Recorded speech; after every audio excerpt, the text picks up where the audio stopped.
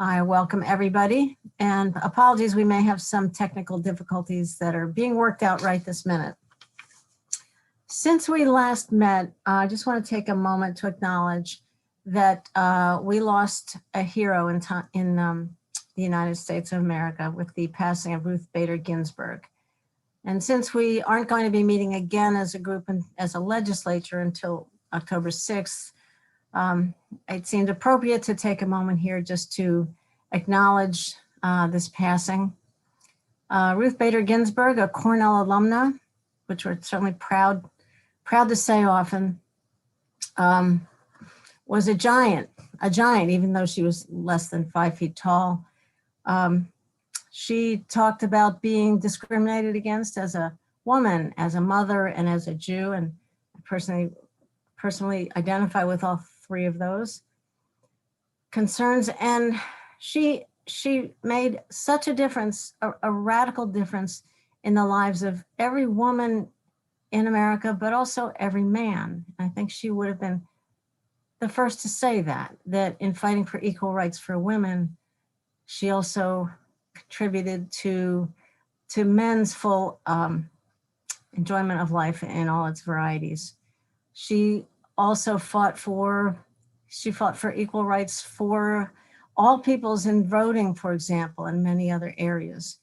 But I think one of the things that I certainly remember most is that looking at the 14th Amendment, which was ratified in this country in 1868, seems it took more than 100 years, and it took Ruth Bader Ginsburg to recognize and convince the courts that all persons meant women as well as men. So with her model, her example in mind, I hope we can take a moment and reflect on what it means to fight for equality, fight for justice, and support the ideals and the goals of this country toward a more perfect union. So if we could ask for a brief moment of silence.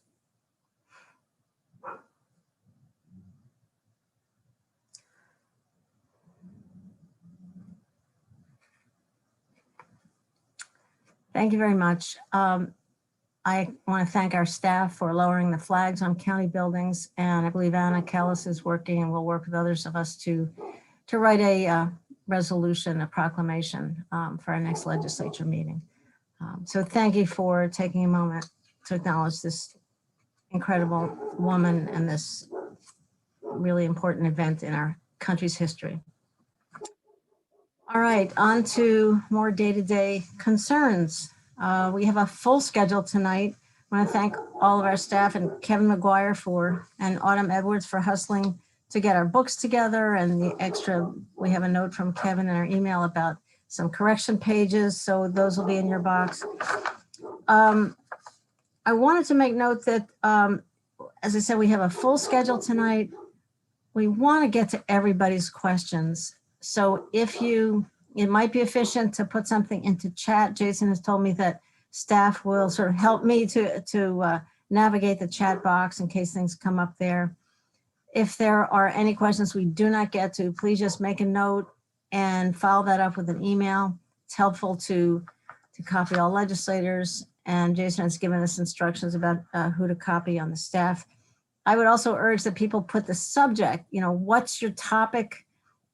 What's your question about? Is it about assessment or elections? So it's easier for us to sort in our inboxes when we're looking for information on that particular item.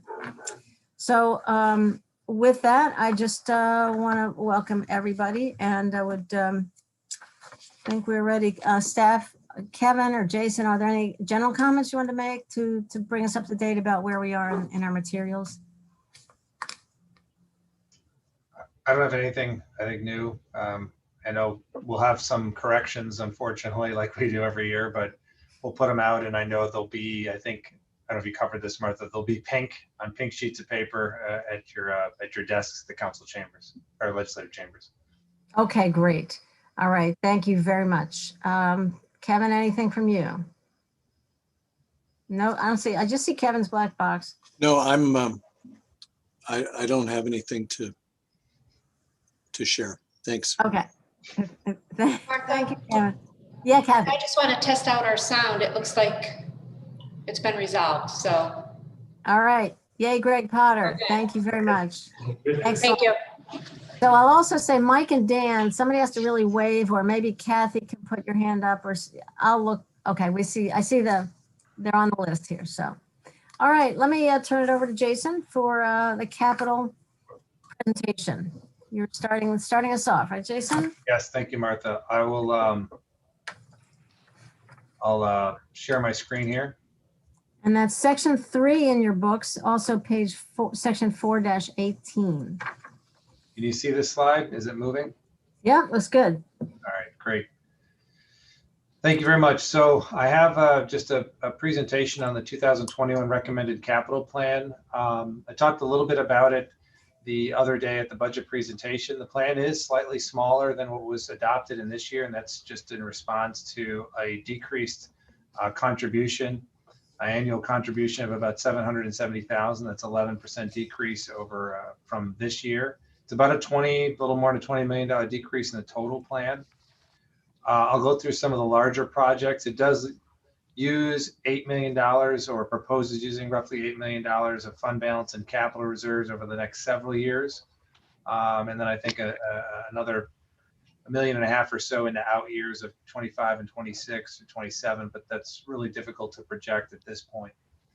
And it does recommend going back to the policy, the annual capital appropriation, which would be reverting back to the 0.5% of the prior year's tax levy for capital investment. So there are some changes. This obviously is fluid, and as things may improve financially, this may be an area to increase investment or decrease investment depending on how things look financially moving forward. This is a slide that you would have seen from the last legislative meeting. It was a brief overview of some of the major projects. I'll go through some of them briefly to talk about, and then this is just a chart showing the capital levy with projected expenditures and cumulative fund balance.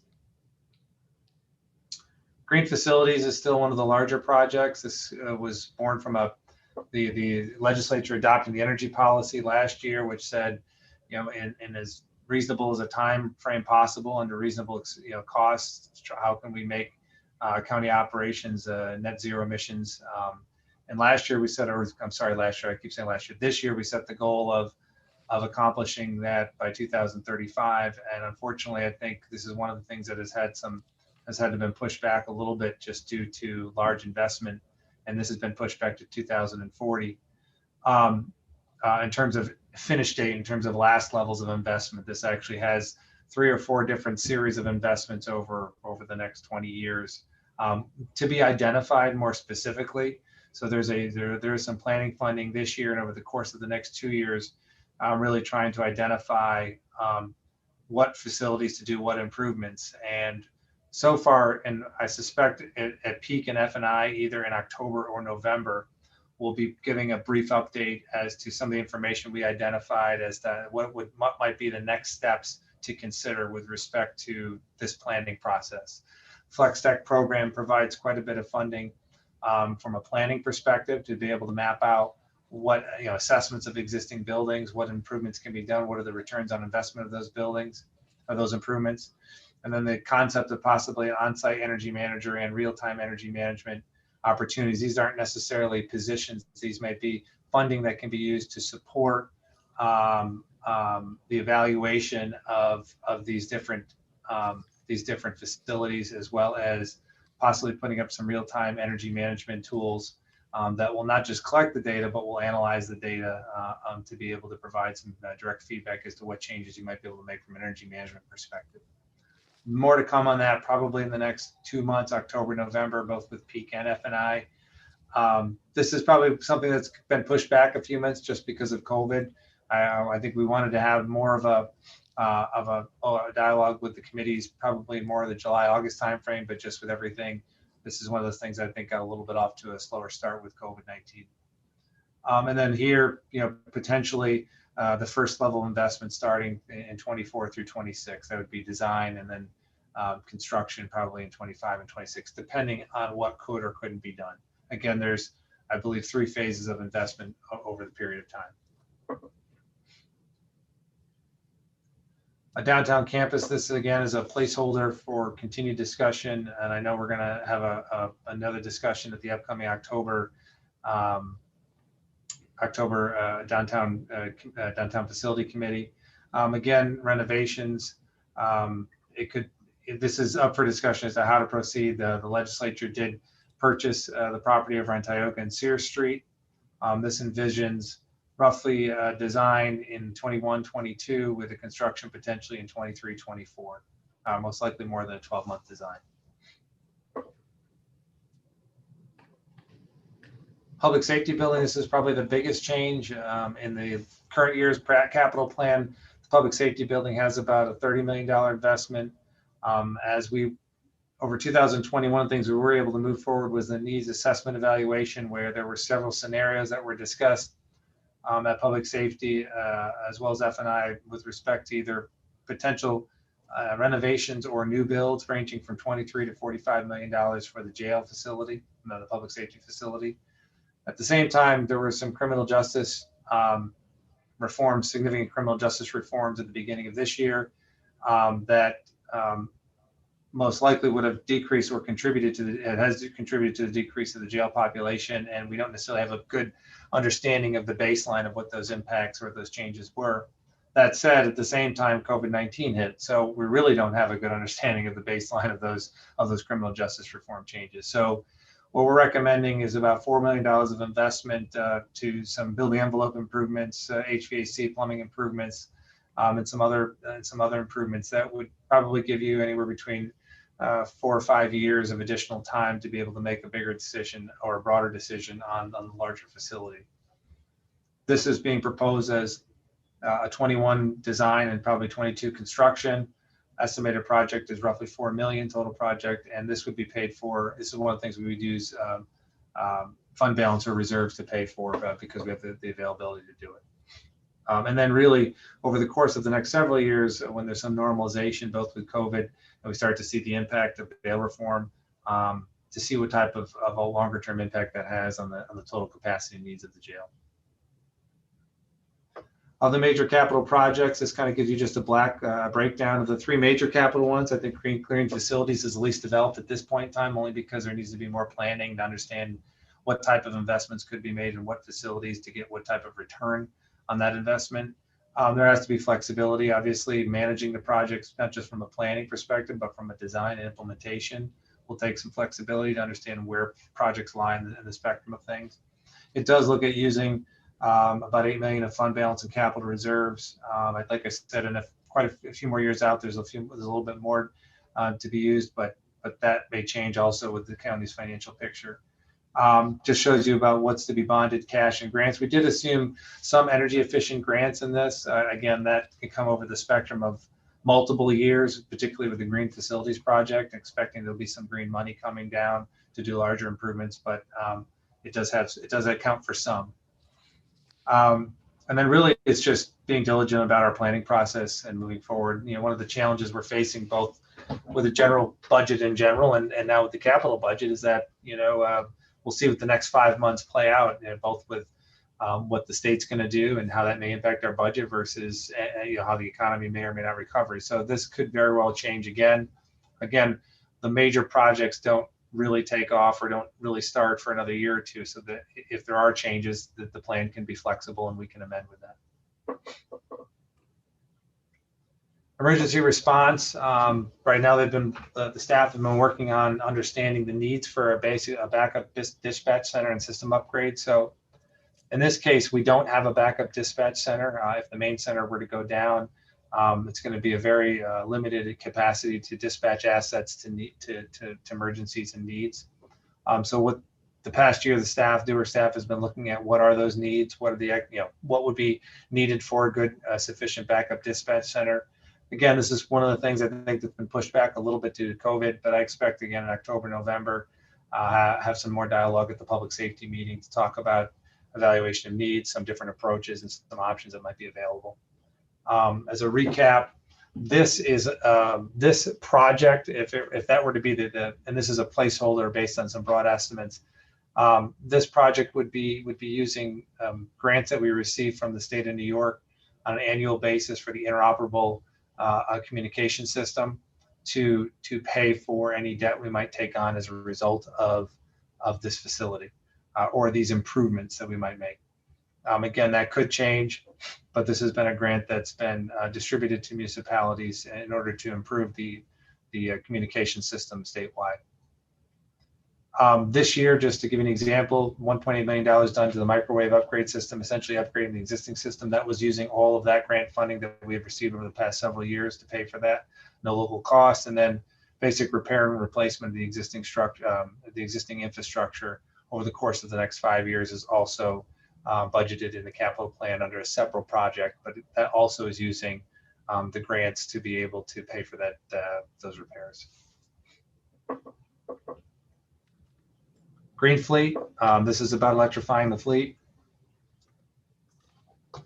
This was decreased a little bit. I'm sorry, it shouldn't say recommends 400,000 a year. It should be recommends 350 a year. This was decreased a little bit with if the legislature adopts the discontinuation of the health homes program and mental health. There's probably about 10 vehicles we wouldn't need to replace, 9 or 10 vehicles we wouldn't need to replace. So there was a decrease in the annual basically the total project from 2 million to 1.75 million. This includes installation of charging stations, and there was an update given to Peak in June with another one expected in November. This included the initial fleet review and analysis. It was a pretty good report, talked about how we, what vehicles to replace that have reasonable replacements at this point in time. Probably also part of this discussion should be, is there an interest of putting EVs in non-county owned vehicles, whether it's in county parking lots, such as the health department where there's room and space, or if there's other community partnerships that can also be part of this conversation. So you I mean think charging stations? You said EV. Yes, I meant charging stations. I'm sorry. Okay. EV charging stations, for non-county vehicles, not vehicles.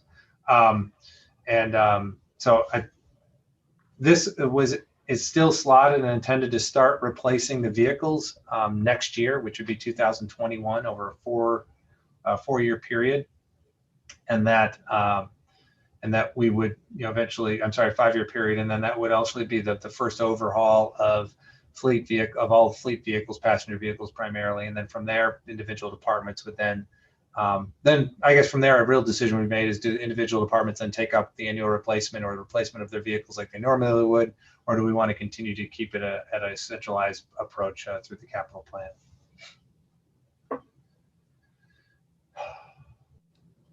IT infrastructure. Last year we started to put basically a continual improvement in our IT infrastructure and replacing basic needs out of our network. It's a large network. It spans across 17 buildings. This ranges anywhere from cameras to UPS to backup to servers in certain instances to different network components. A lot of this hardware has a lifespan of 5 to 7 years.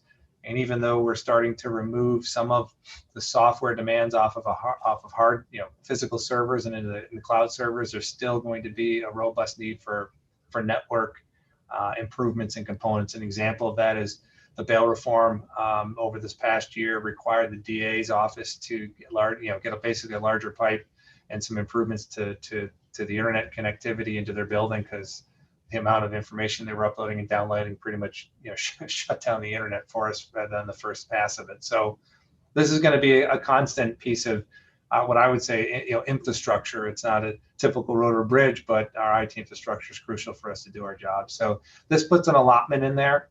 It's not a set amount every year. It's based off of kind of a constant review that we've had with Greg and Lauren about what type of investments would need to be done in what years. Highway and bridge improvements. This continues what I think was a 5-year up to a 15-year approach with 5-year increments of allotments increasing. So in this case, right now we're in the current status of 1.8 million a year. And starting in 2024 and 25, you'd move to a 2.4 million allotment a year. This is going towards great rehab and improvements to our roads and bridges. I think Jeff spoke about this at the last F&I meeting. he talked about the value it brings and that there are not a lot of communities that are making this level of investment on a constant basis with our transportation system, which is very important. So it's money that's going to good use year after year after year. And I think Jeff and his team do a great job in really trying to maximize this. I should make one correction. This is not a 10-year bond. They're actually 15-year bonds, not 10-year bonds. That was one of the changes we had to make to this capital plan, is extending the amortization out a little bit more. Facility restoration, this again is similar to the road maintenance program, but it's an every other year investment. I also think this just was recently in front of F&I in terms of the authorization for 2021. A series of regular improvements, anywhere from entryway to elevator improvements. I think there was a series of elevator improvements on the last resolution. And this is an every other investment, only just because of the mobilization it takes to do some of the work and to plan for it. This continues it at a 1.4 million every year for the next 2-year increments. And I would envision that at some point, probably after this next year, as we get into more green facility planning, with some of this will be tied into that and either postponed waiting for our initial investment or tied into the investment. Airport terminal, this question came up during the budget presentation. There is an allotment in here that covers about $6 million of local cost. Total project is around $40 million. There's a $13 million band that we've done, and anticipating about half of that right now would be covered through different means, whether it's CARES Act funding, the NYSEG pending a grant award, which hopefully will get the maximum amount, and PFC charges. This could change for multiple reasons. It could improve, meaning there could be increase in employments. Assuming air travel recovers over the next year to 2 years, we could be back where we were at the beginning of the year. This year would have been, absent of COVID, would have been probably exceeded any of our prior histories. The other thing that could change this in terms of PFCs would be an increase at the federal level of the PFC rates. But right now, the capital plan covers about $6 million of that $13 million bond. It is amortized over 25 years because we did get that authorization to do that, which is good. And then I think this is really just something that could go either way. It could go up or go down, but we have an allotment in there to cover a reasonable portion of it at this point in time. This is the same slide I showed before, based on potential fund balance with use of some fund balance this year. What I didn't do, and it's a little harder to do, but we can definitely go through the exercise, is there's expected use of additional fund balance in 2022, and what that might look like and how that would change this bottom line. The problem is that assuming this is a balanced budget in 21, we would generally generate fund balance, which is a good thing, which would help add any offset to it. So that's a very difficult thing to project, particularly going into an unknown state fiscal year. We could be facing another operating deficit next year, unbeknownst to us, if the state decides to cut aid significantly based on our budget that's already going to be adopted in November. So I always say this is a snapshot in time. It could change. It's old the day you make it, but it gives us an understanding of how these different things can impact the fund balance. And this is always a fun thing I always like to look at, because it just remembers us to think ahead of time when we do stuff, which we inherently make mistakes from time to time. But that is the presentation. All right, thank you very much, Jason. And not to be a nag, but I would point out that we were supposed to start assessment 2 minutes ago, but that's okay. Do we have some questions? Any questions from anybody? Dan, I have a question. Go ahead, Dan. Thank you. I'm looking in the on page 43. So it says downtown facility 2,500,000 and green facilities 200,000. Yeah. Could you just tell me again what those are? So the downtown one has to do more around design and planning for the structure, for what it's a placeholder for what could be with respect to the design, Dan. I think that decision has yet to be decided by the legislature. The 200,000 for the green facilities is in partnership really with what we would probably envision some initial planning and feasibility analysis of the existing structures. And what we've looked at and what we'll be talking about with Peak and F&I is probably applying for some flex tech money that this would be partnered with to be able to do different levels of analysis on different existing facilities to identify what levels of improvement could be done with certain turnaround, with certain return on investment. So I don't know if you remember, there was a specific report that was done for the public safety building that identified a series of different energy improvements for the renovations. And that would be a very similar type report that we would be doing, or that we would look to do on each county facility to identify energy improvements. And thank you. And this, so the money in the money in these categories, is it fair to ask where it comes out of, or is it? Oh, yes, it's a good question. So there's a combination of resources that go into the capital plan. One is your capital contribution, which is your single largest contribution, which is in this year current year is 6.8. What's being proposed is 6.1 million. There is a contribution from reserves or fund balance as well. And there is other contributions that feed into that. So there could be payments from other agencies, such as rent payments or lease payments that we get based on the individual specific, what we call contribution. The other could be fund balance from other, from other funds. So in this case, you have a highway fund or a capital reserve fund. And those are all different sources that all come together to develop the capital plan. So please consider this a hypothetical question. Yeah. Suppose anybody took away that $2.5 million, for instance, for downtown facility, and just said, we're not putting that in the 2021 budget. What would that do to our budget? Where would that? It would how would that just shake out? It would just increase your fund balance. Just the fund balance. Okay, thank you. Yeah. So I would point, Jason, let me know if this is correct.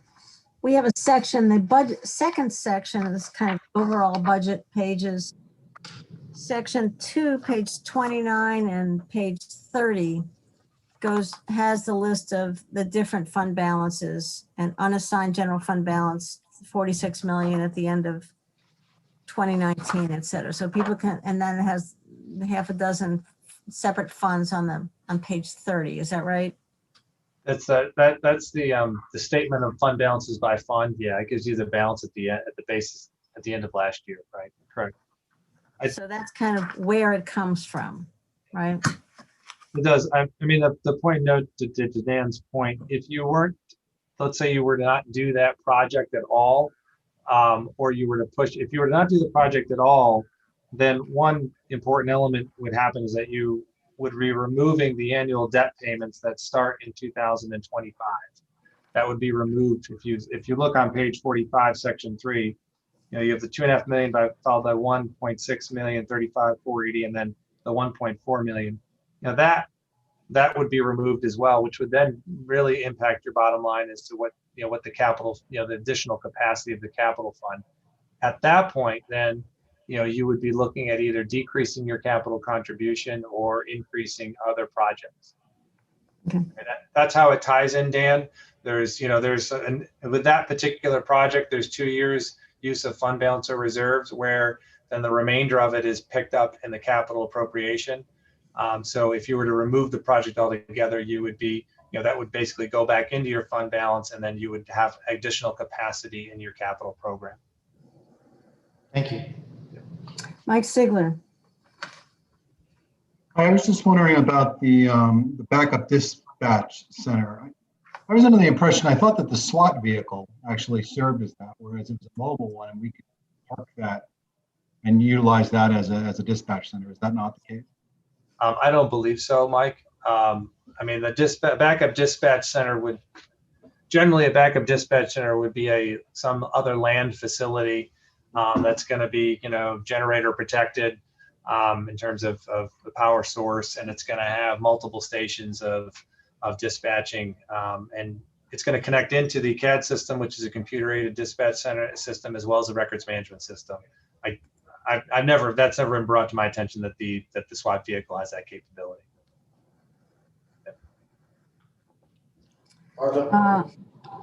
Mike, is that Mike? Yeah, go ahead, Mike. Mike Lane. Jason, can you remind me, before Tioga Street, before other downtown campus issues came up, what was the proposed capital expenditure for the renovation of the old jail? Was it 8 million? I'm trying to remember. I don't remember off the top of my head, Mike, but I can definitely look back at our old notes. I got that out for you. Thank you. Yep. Sorry. There's a quick question. I don't see any other questions. The planning for green facilities, you said you have 200,000 for consultants and you're looking for grants from various grants. So given that, it sounds like a lot of planning work to go into this. Do we have the staff capacity, whether that's in facilities or planning and sustainability or wherever else? Do we have the staff can absorb that work? That's part of, I think, the discussion to be had in the upcoming months about some of the grant applications to help with the assessment. And it's not necessarily hiring staff, but it may be basically applying for additional funding to help with consultants to evaluate buildings and help manage it. So I think that's, that's part of what the group, what the team has been looking at as to how do you manage that process, which also provides some time to do it. So, I mean, there's obviously going to be an important piece of the puzzle with facilities. And I know there is the additional associate engineer is still in the facilities budget to be hired next year, which I think would add a great deal of capacity to managing facility improvements. All right, thank you very much. Are there any other questions about capital? All right, thank you very much, Jason. Looks like we're ready to go on to assessment, which is section 4-4 in your books. And do I see Jay? Hi, Jay. Hello, good evening, everyone. Hi. I also brought along my better half here in the office, Irene. So Hi, Irene. Well, hopefully one of us should be able to answer these questions. great. All right, let's try this. Everyone see my presentation here? Yeah. All right. Hopefully this will be quick. Here's our line items from this year and past. You can kind of see we had the 12% decrease, and then also there's a larger decrease as well, which is part of one of the over target requests. So we're more than happy with the opportunity to lose more money out of our budget. I think it's some potential for a good improvement as we move along. Here's our main slide here. So you see our office will be down to 10 full-time equivalents in 2021. And I always put this in, we were back at 19 back in 2000. And if we went with the IAAO standard, the International Association of Assessing Officers standard of 2,500 parcels per FTE, we'd be at around 15 FTEs. Can we do it at 10 or really 11 with the OTR 76? I think we can. It's not going to be as good of a product as we're used to, but it's still acceptable, especially when you're looking at the assessment function in New York State. We'll still be better than anyone else. Here's our two OTRs. OTR number 1, I guess it's good to be the office with the A assessment in it. But this would provide for our second full-time equivalent in the front office. Right now we have 3 phone lines, 2 public computers. During the months of May or January through May, we'll have 4,000 seniors, farmers, other landowners coming in to file their renewal applications. It's just impossible to do it with 1 FTE. It's almost impossible to do it with 2 FTEs. It will require our appraisers, Irene and I, being out in the front office as well. Not that we weren't to begin with, but just with that amount of people coming in, especially when one of those front office staff is responsible for processing all of these exemptions. Most of the time we remove her from the front office and put her in the conference room so that she can dedicate her time. So definitely having the one other office staff would be great. And by comparison, you know, back in 2000, we had 7 office staff positions. Through a couple of the access databases that we've created, we've been able to streamline that, but it's also just the amount of work that both Tammy and Amy do in the front office. I can't say enough about Tammy and what she does. If it wasn't her, we'd be asking for more FTEs. The second OTR, I'm probably letting the cat out of the bag here, but this is something that I've talked about since I became director. I think it was one of my first memos to Joe, was talking about the need to consolidate the GIS system or that function within the county. So this would remove our GIS analyst from our budget and place it into the ITS budget. I think it's a great opportunity when you have GIS minds together. This will improve that function, will give our GIS analyst, you know, I'm sure she loves hearing about multiple regression and finished basements and how to record area above a garage, but I'm sure she wants to get more into metadata and that sort of information. So that this will be able to provide her with some supervision, some guidance, and hopefully a better, more cohesive product. You know, tax mapping is really our only one state mandate. And one of the reasons why we've never looked to contract it out is we just have concerns over the accuracy and the timeliness of it. But I'm sure that's something that's not going to be an issue. You know, the potential far exceeds the risk of this OTR. So we're more than happy to lose money, lose a person, because I think it's better for the county. Irene, did I miss anything on there? I don't think so. I think that says it perfectly, Jay.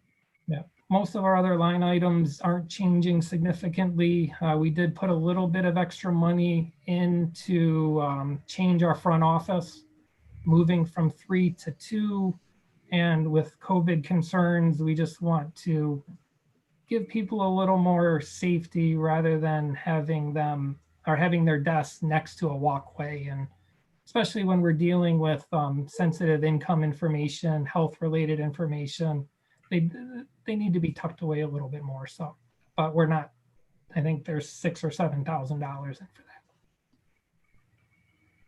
that. That is it.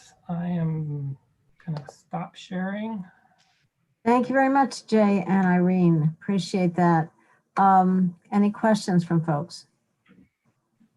Martha? Yeah, Mike.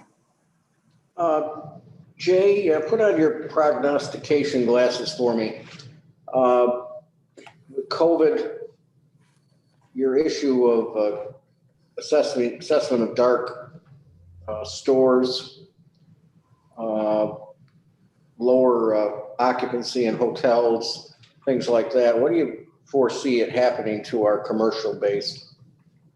Yeah, we're definitely seeing a current downturn in hotels.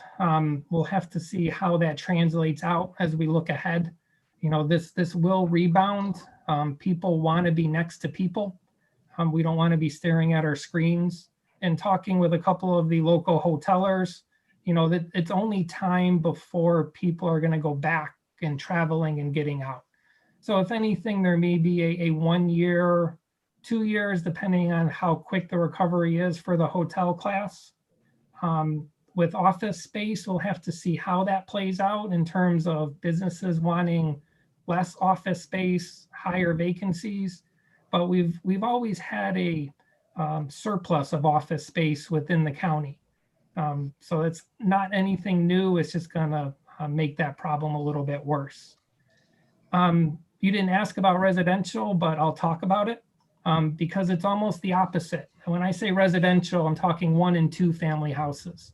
We're still a very strong market We had a lot of pent-up demand, and we're seeing properties sell very quickly and at a bidding war. Well, one thing we are asking is, why are people coming? And Irene, why don't you step in, because I know you're more in touch with us. So we've asked our appraisers as part of their sales verification to find out what is bringing people to our community. Part of it is, are people moving here because of COVID? I know some folks that have listed their houses for way astronomical amounts of money in hopes that somebody from New York City wants to move to Ithaca and will pay, $2 million for something that's really worth 700. But what we're finding from folks moving here is that they're moving here because of a Cornell association, or because they're retiring and they've vacationed here when they were young, or they went to school here and now they're retiring. We're not seeing anything due to climate change or COVID or any of those other things that you might think draw people here. And so, as Jay said, we're seeing our sales exceed list prices, well exceed assessments, but exceed list prices in some areas, and competitive bidding, and things not even getting a for sale sign in front of, because realtors have a list of people that need homes and go very quickly. And moving back to the bigger residential, the apartments, I would have thought that there would have seen some impact on it right now, but we've had 9 sales, I believe, since COVID of apartment buildings, and all of those sold for higher than our 2020 assessments. And talking with a couple regional appraisers, sometimes the effects of that may take a little bit longer. So we'll have to see how vacancies would play out. We're still pretty safe. Cornell is still in full force of being in person, unlike other universities. So we're still a hidden gem, I think. But we have to see how that plays out. I can't see how this wouldn't affect such low cap rates that we've seen in the past, but we'll have to see where that data comes. So this is very interesting. I'm afraid I see 3 hands, and I have a question as well. And that this was not a budget related question. So let's hold on to those. If you have those kind of questions, you can email. Oh, I disagree. It was a budget related question. Okay, Mike, thank you. I got Annie, then Shauna, then Rich. Thank you for the presentation. So I had 2 quick, they'll be quick to me. I hope they'll be quick to answer. Looking under your FTEs, you have 3 real property appraisers for 2020, and then 2021.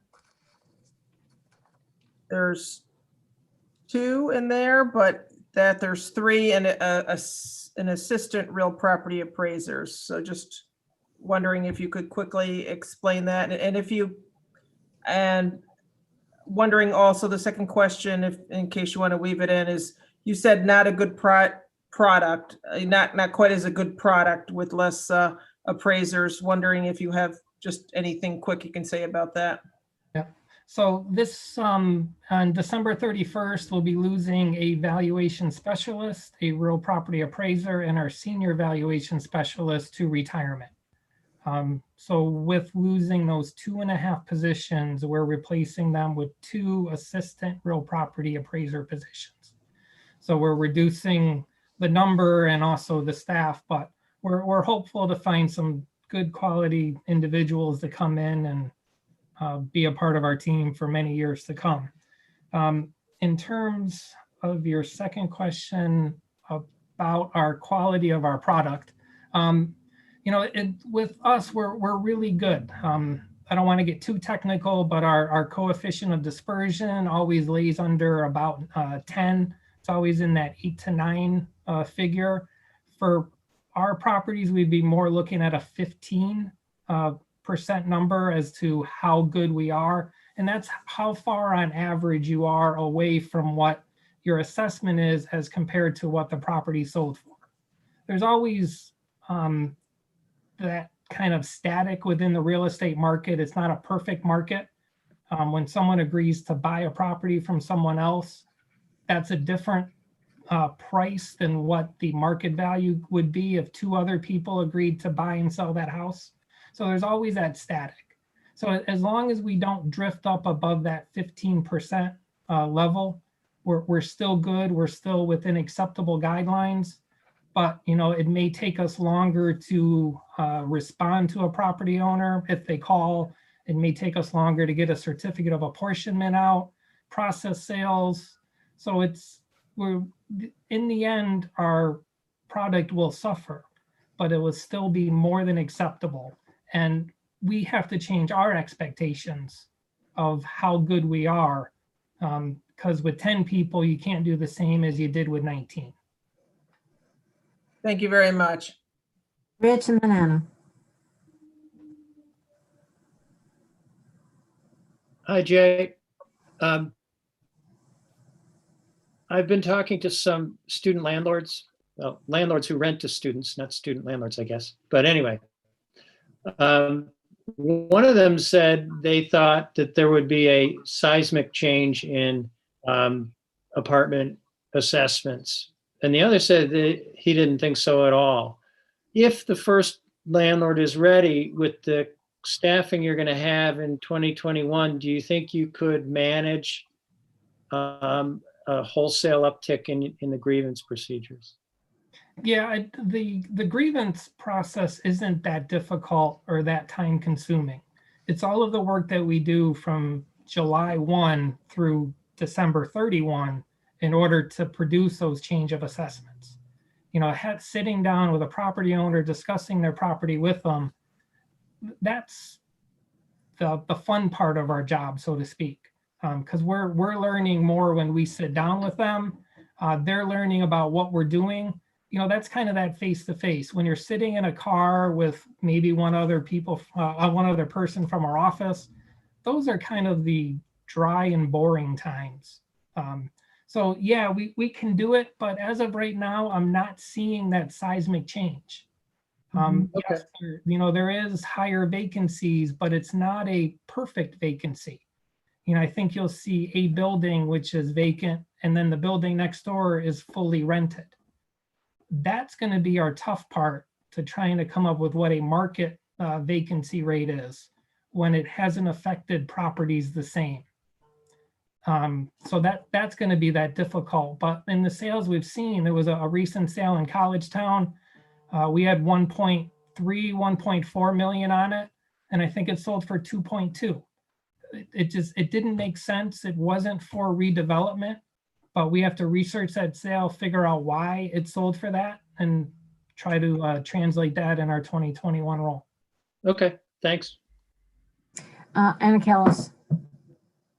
Thank you. The one question I've had, and thank you for being such an incredible team player, Jay, you and your whole team, please say thank you.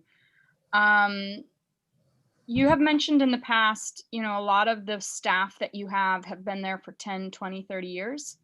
And there are certainly efficiencies that are created when someone has been doing something for so long. So I guess I wanted your input, feedback, reflection on losing people who have so many people who have been there for so long. Even if you add people, you're going to have the combination of them being both new and a smaller crew. And do you feel confident that that shift in experience also will be manageable? And is there going to be overlap with the people who have left or training? Yep. Well, we'll see. We're trying to hire at least one of the assistant RPAs this year, so that there is some overlap with our senior evaluation specialist. Excuse me, in the hopes of that person taking over the commercial commercial appraisal part of the job. But you have to look at it as an opportunity. The staff that is retiring is absolutely amazing. The work that they've done for our office for 20 years, 10 plus years, and I don't even know with Al, 50 years. I think we've been in I think he started in the office before I was born. So it's good to have- yeah. So it's, you know, we just can't go ahead and I don't want to minimize that, but it's also an opportunity. As we look forward, we're going to have to change how we do things. People don't always necessarily change as quickly as we need people to change. Bringing in new people, we are able to train them in the new way of doing the assessment function. We will be looking more at a mass appraisal, getting back into multiple regression, go through trending. You know, we won't have that time to be able to look at each property individually. And as an appraiser, that's kind of hard to give up if that's what you know and that's what you do. So by bringing new people in, having new ways of looking at things, there's always a better way of doing something, unless it's footings, and we always want to do footings the old way.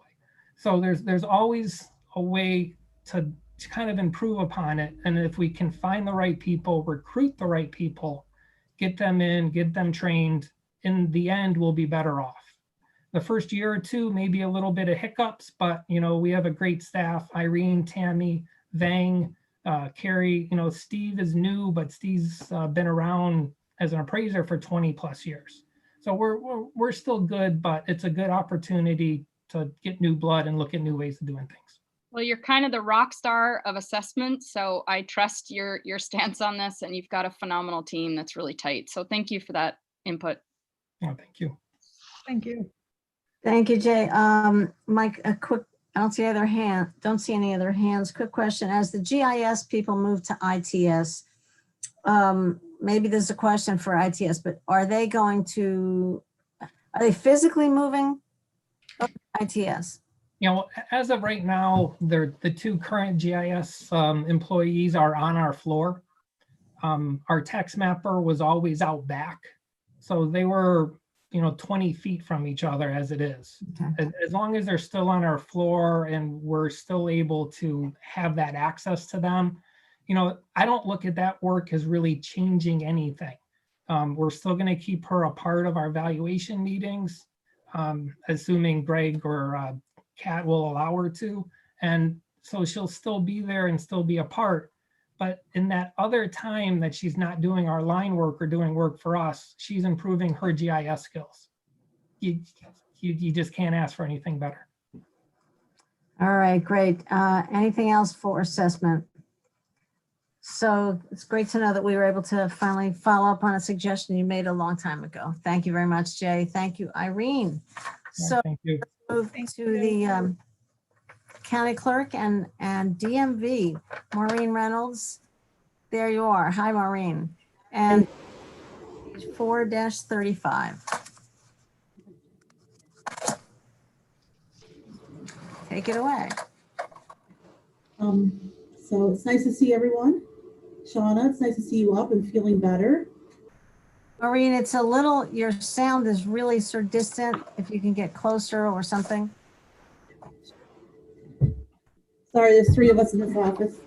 Okay. Alana and Julie are here with me, DMV. So it's nice seeing everyone and nice seeing Shauna up and around. Is that okay now, volume wise? It's, well, we'll all listen really closely.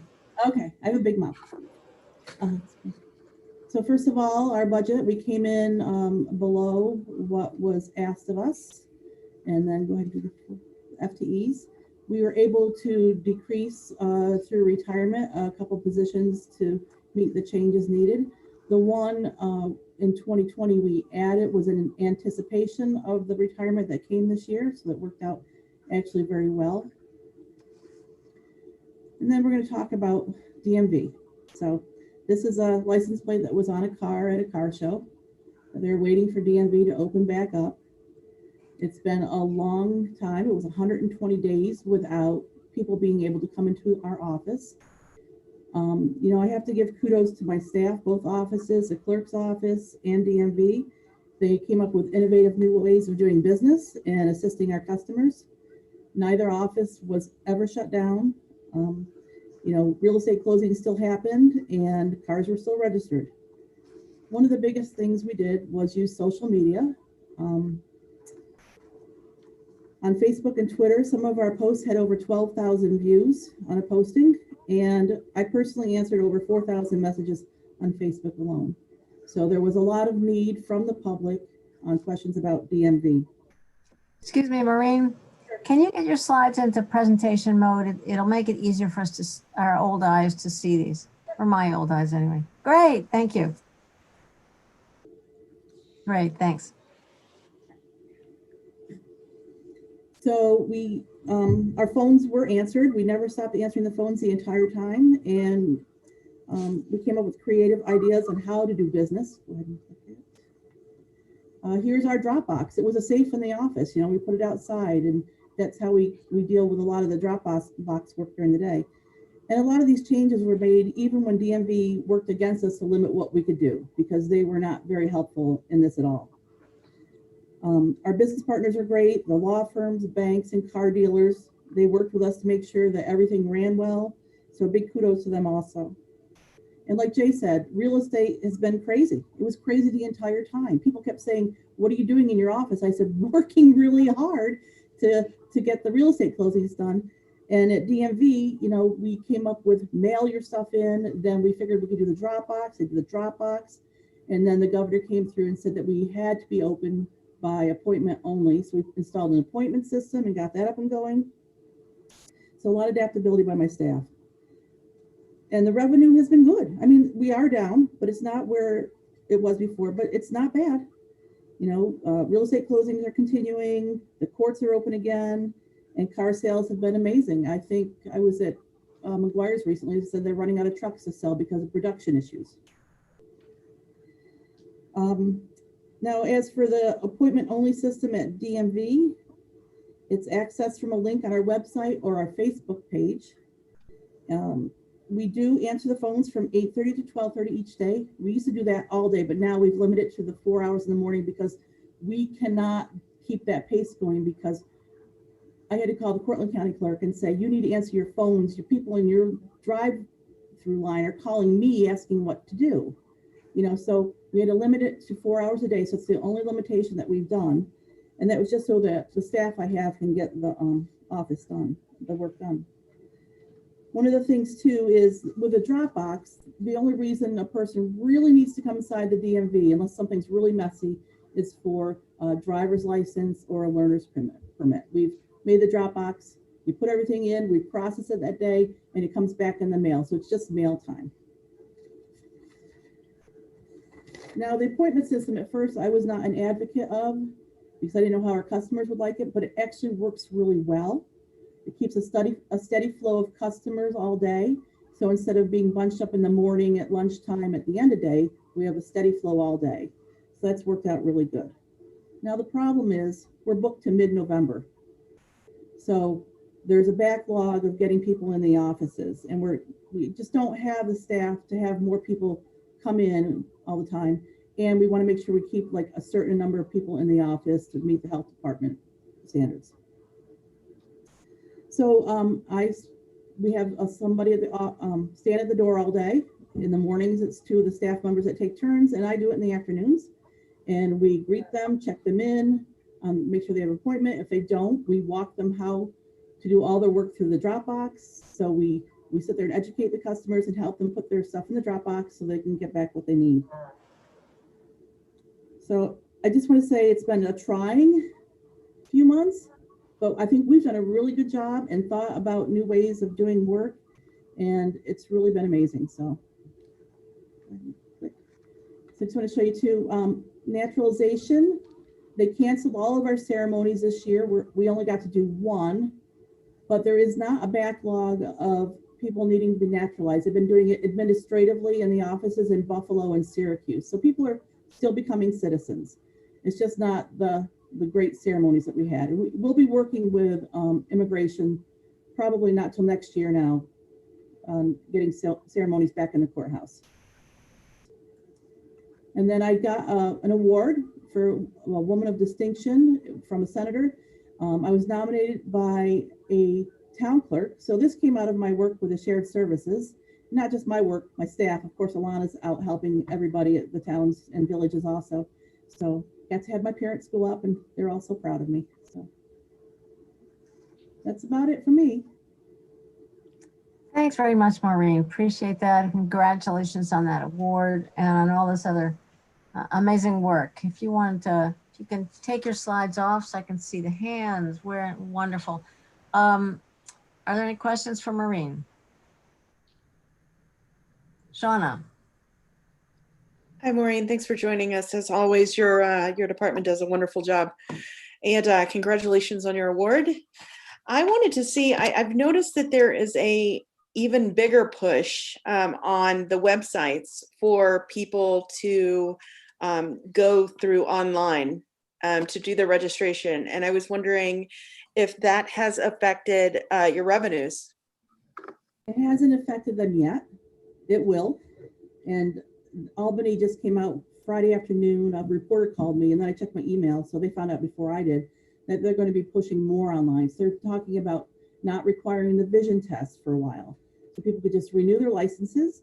They're talking about an online permit where someone goes on and takes the test, but then we'll have to come to our office anyways later. So it's kind of weird because, you know, it didn't make sense. There's some safety issues.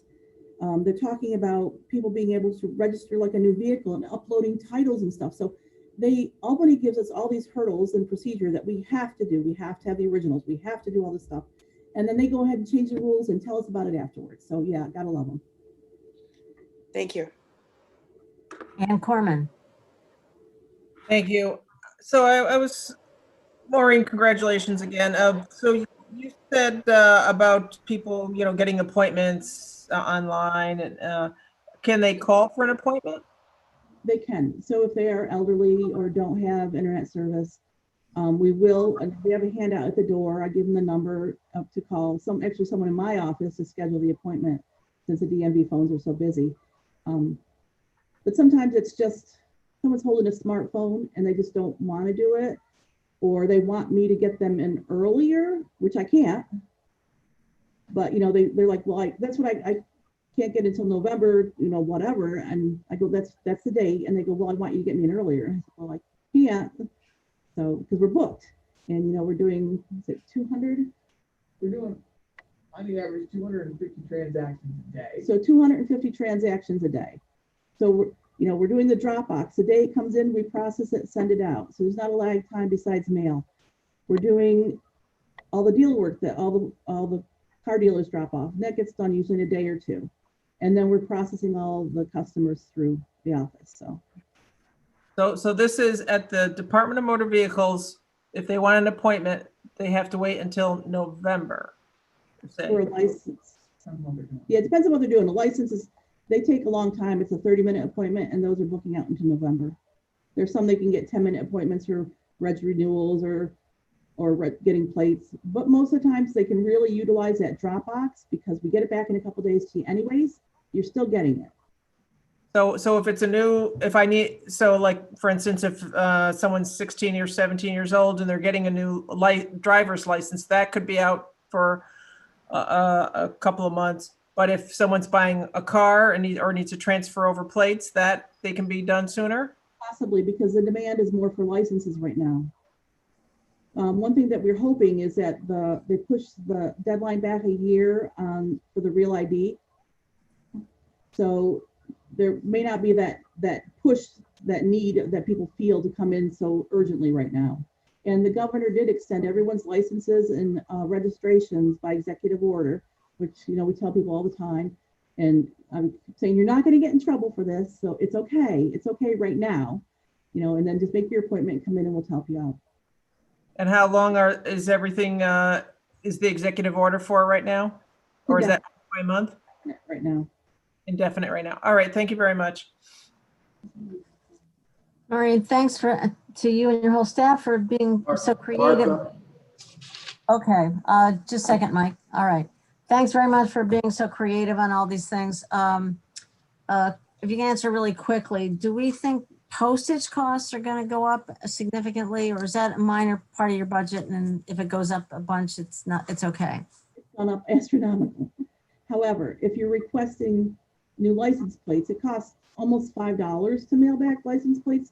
We have the customer include a $5 to offset the postage cost. So. Mike Lane, go ahead. Two short ones, Maureen. Hi. In follow-up to what Shauna asked, do we have any concept of what percentage of the renewals, licenses, registrations, et cetera, we're capturing locally as opposed to what's going to Utica or wherever? They send us information once a month, and we get a tiny little portion of the internet revenue, and we used to get it in October. We'd have to meet a threshold. It's really convoluted. I don't know how they came up with it. And we used to meet that threshold in October. We get a couple $100, you know, the last 2 months. And then it was July last year, and now it was it May? June. It was mid-June. We'd already met that threshold. So people are going online, and we are losing that revenue. That's worrisome, isn't it? The other question I have is, are we able to do any CDL license testing now? We still can't. We're hoping that when the DOT opens up that new facility or the airport up there, Mike Hall was talking about having a spot for us to do the CDL driver's road test up there. Okay, so right now they have to go to Syracuse or Binghamton or something? Yes, our area is not big enough. Thank you, Maureen. All right, I had a couple of others quickly. You used to have voter registration at the DMV. Is that still available? Yes. Okay, great. And you said naturalization ceremonies are happening. Wait, does somebody have to go physically to Buffalo or Syracuse to be naturalized? I believe so. In the office, they're doing it. I was concerned that they weren't getting naturalized, but they are. So that's not a barrier for anybody, you're saying? I have not heard any complaints about it. Okay. I mean, Syracuse is far enough. Buffalo's a long time away. All right. Any other questions for Maureen? All right. Thank you so much, Maureen. Good luck, everybody. Keep up the great work. Thank you. Next department is ITS. Is that right? Yes, ITS, page 4-105 in your book. Oh, look, these guys are already here. They're always here, lurking in the background. Hi, Greg and Lauren. Hello. Welcome. Good evening. All right, I'm sharing my screen now, and I just want to make sure you guys are good. You can see it. You can go. All right. There you go. Great. Thank you. Sure. Okay, so first off, we'll just look at the basic numbers here in comparison from previous years to current. What you'll notice is that the substantial or the increase that we're talking about is mostly related to the GIS consolidation project that we'll talk about in detail later on. But the gist of what we started with and we presented before that project kicked in was just to maintain our efforts in moving forward with the base amount from 2020 to 2021. So when we talk about OTRs, the first four are designed to do that. The last one, which is related to GIS, of which the largest percent of the change is related to the numbers here, is specific to that project. Okay.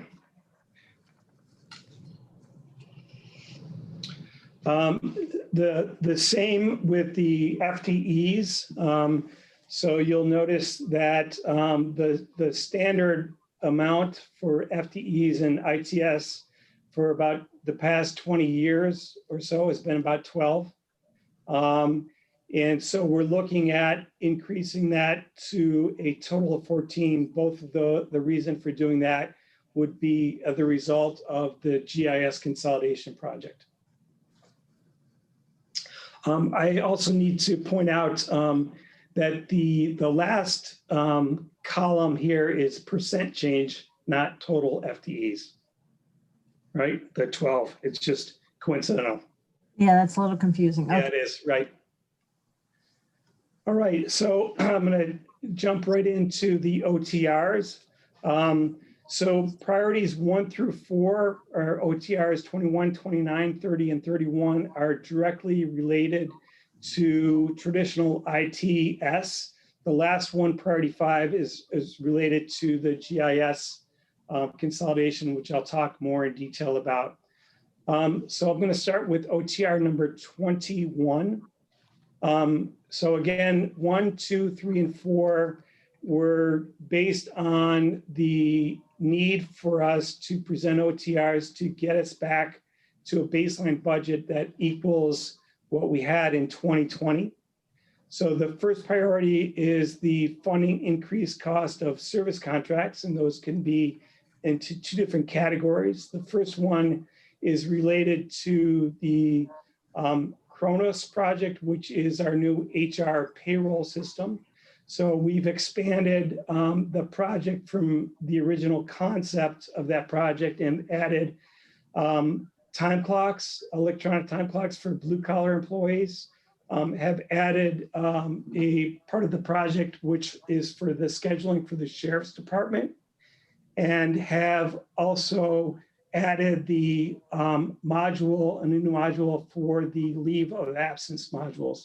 So those were not really considered as part of the project. That led to additional subsequent costs for the support of that software or the contract as we move forward. But the bottom line with that project is that we were trying to make the transfer from what we use now for current software pretty close to what we're moving towards in the future. But it's a little bit more in terms of where we're going or what we need to support that project. The second category that is part of priority number 1 or OTR 21 is the increased cost for the Microsoft Office 365 by about $6,000. And so Lauren, I'm going to pass it off to you to explain that. Yeah, we've been on Office 365. I think this is our 4th year, and we've been incrementally every budget cycle adding $5,000 to $6,000 to get people up to the latest version of Office 365. There's a couple different flavors, G1, G3, and as we roll out new computers, we like to put the full Office application on the computer. So we are just, we had to fast track some in Board of Elections. And so this is just kind of something we expected from the beginning when we went to Office 365. I suspect that we'll probably do it again next year and then probably be leveled off. Okay, I'm going to move on. Greg and Lauren, let me ask you, let me be kind of bossy here and ask you to go to 5, the GIS OTR. Sure. Be really concrete and tell us what's new is kind of the first, Absolutely. level of interest for us. Thanks very much. So I'm going to move on then to OTR number 74. So I'm going to break it down into what you see before you, which is one time versus what was transferred or requested new for people. So for salary and fringes. So the one-time fee or service contracts, one-time fee of $50,000 is necessary to reconfigure the space that we currently occupy on the 2nd floor of the assessments department's space of Annex C.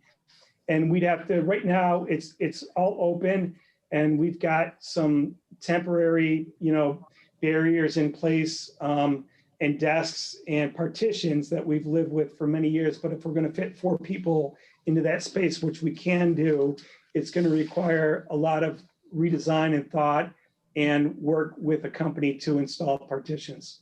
So that's a one-time lift to design that space for 4 people instead of the 2 that are there now to meet the requirements that we have under COVID.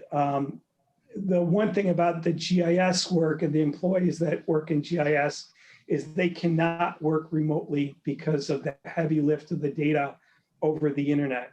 So we've tried it, but both of the ITS GIS employees, along with the planning department and the employee in the assessment department that do GIS, have to physically be connected from a county building to do their work. The other category here is the target increase, and you'll see, I'm going to break that down into two different categories. One part of that is what would be directly transferred from departments to ITS, and that would fall into the category that Jay just went through for a position, as well as what that department may currently expend for software annually that is under the GIS category. So we charge back for GIS software. So the transfer of that would be full-time for assessment, the GIS position there, which is kind of a wash because that requires a full-time employee to do the work that Jay requires or that the county requires for tax mapping. So as Jay had mentioned, there's a lot of synergy that the employee would have available to them, even though they are close. They're having them in the same room working together is going to be a lot of benefit. The second position that would get transferred is from planning, but planning would, in the same title as Jay's, but the planning department would only transfer half of the FTE and half of the fringes. So the OTR for number 74 includes the additional amount to bring them up to full-time status under ITS. And that leads me into the third department, which is emergency response. They have a position there that is responsible at some level for defining or updating the information related to addresses and phone numbers.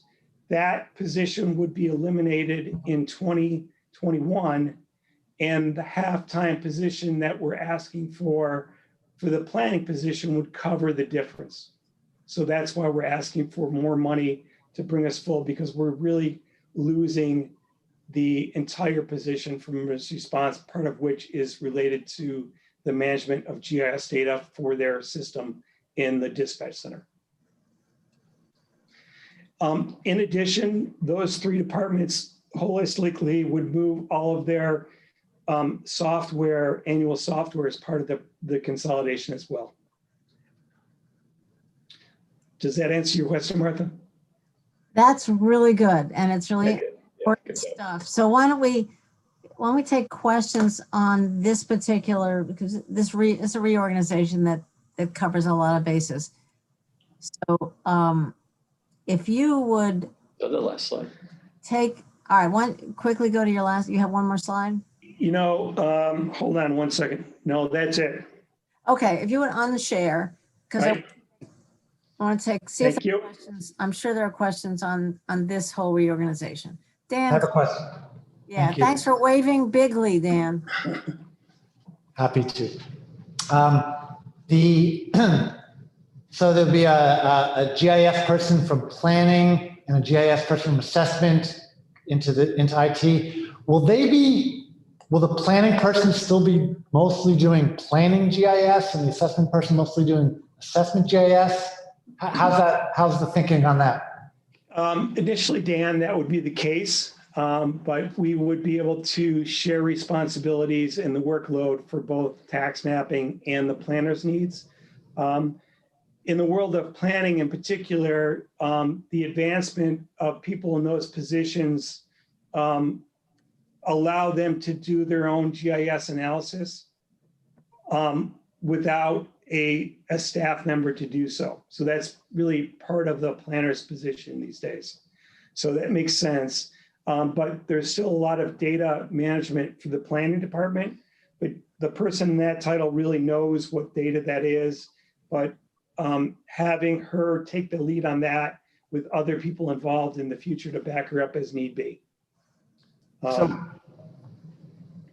would you imagine that in 5 or 10 years, there is sort of no difference between the responsibilities, or is that not really the case?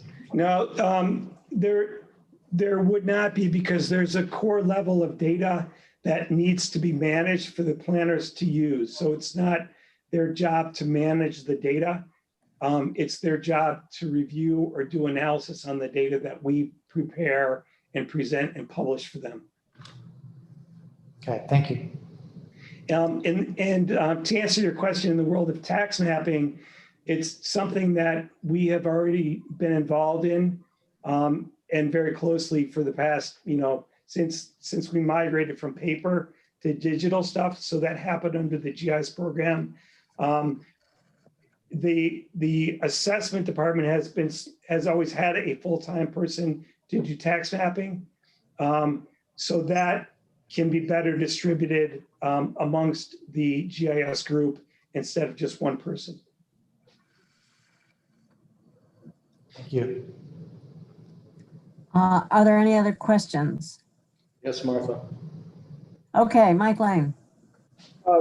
Greg, do you know how much the Zoom licenses cost us? I know when we needed them, you went out and got them. Any idea how much they were? Lauren, do you remember? They're like per year. Per year. I think they're $200 per year per seat. And Mike, we're probably up to about 18 seats now. Yeah. Right, licenses. Now, I'm sorry, this is per seat? Yes. So for every license, it's a subscription model. So we pay annually for the license, similar to our Office 365. So, for example, if Mike was to get a Zoom license, it would be $200 a year, and then we'd pay $200 next year.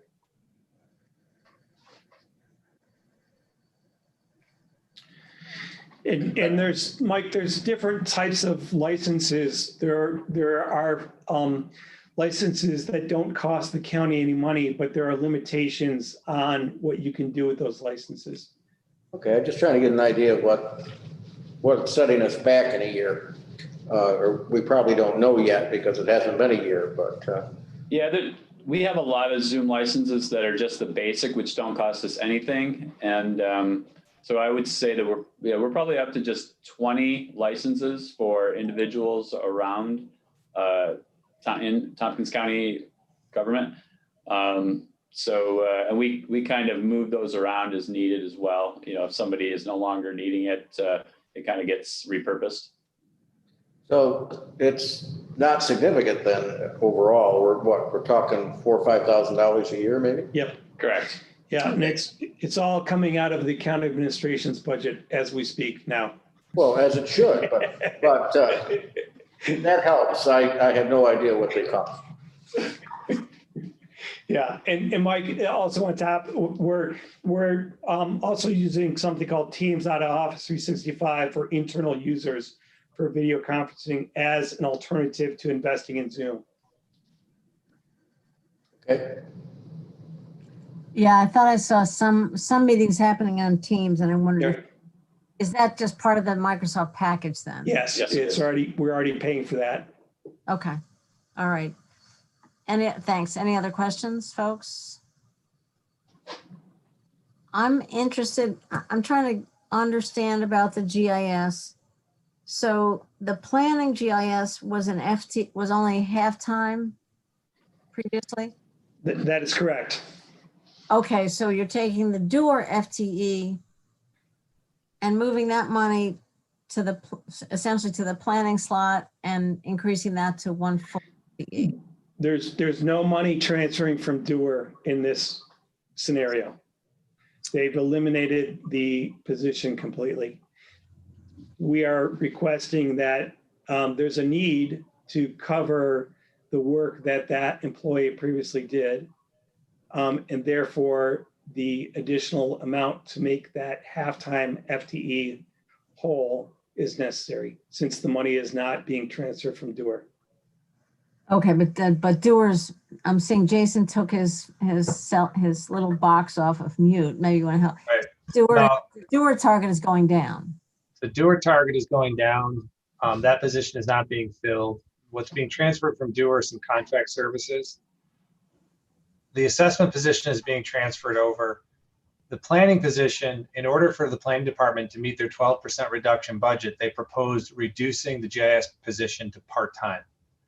And what this OTR does is takes that part-time position from planning and then adds a new target to make it whole in ITS so it can cover everything. So if you, in other words, if you were not to approve the OTR, then the GIS position would remain part-time in the proposed 21 budget. In planning. In planning, I'm sorry, yes. Okay. So if you take the whole package, we're going to save money, be more efficient. Yeah, I mean, basically the whole package is that compared to the current year, you're just not filling 1 out of 3 positions, the 1 out of doer. Okay, got it. All right. That's really important, and I really appreciate the time on that. If you want to go quickly over your other OTRs, go backwards and go quickly over those other. Sure.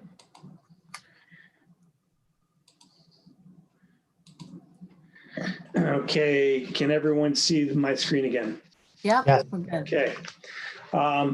So I'm going to move down to priority number 2, or OTR 29.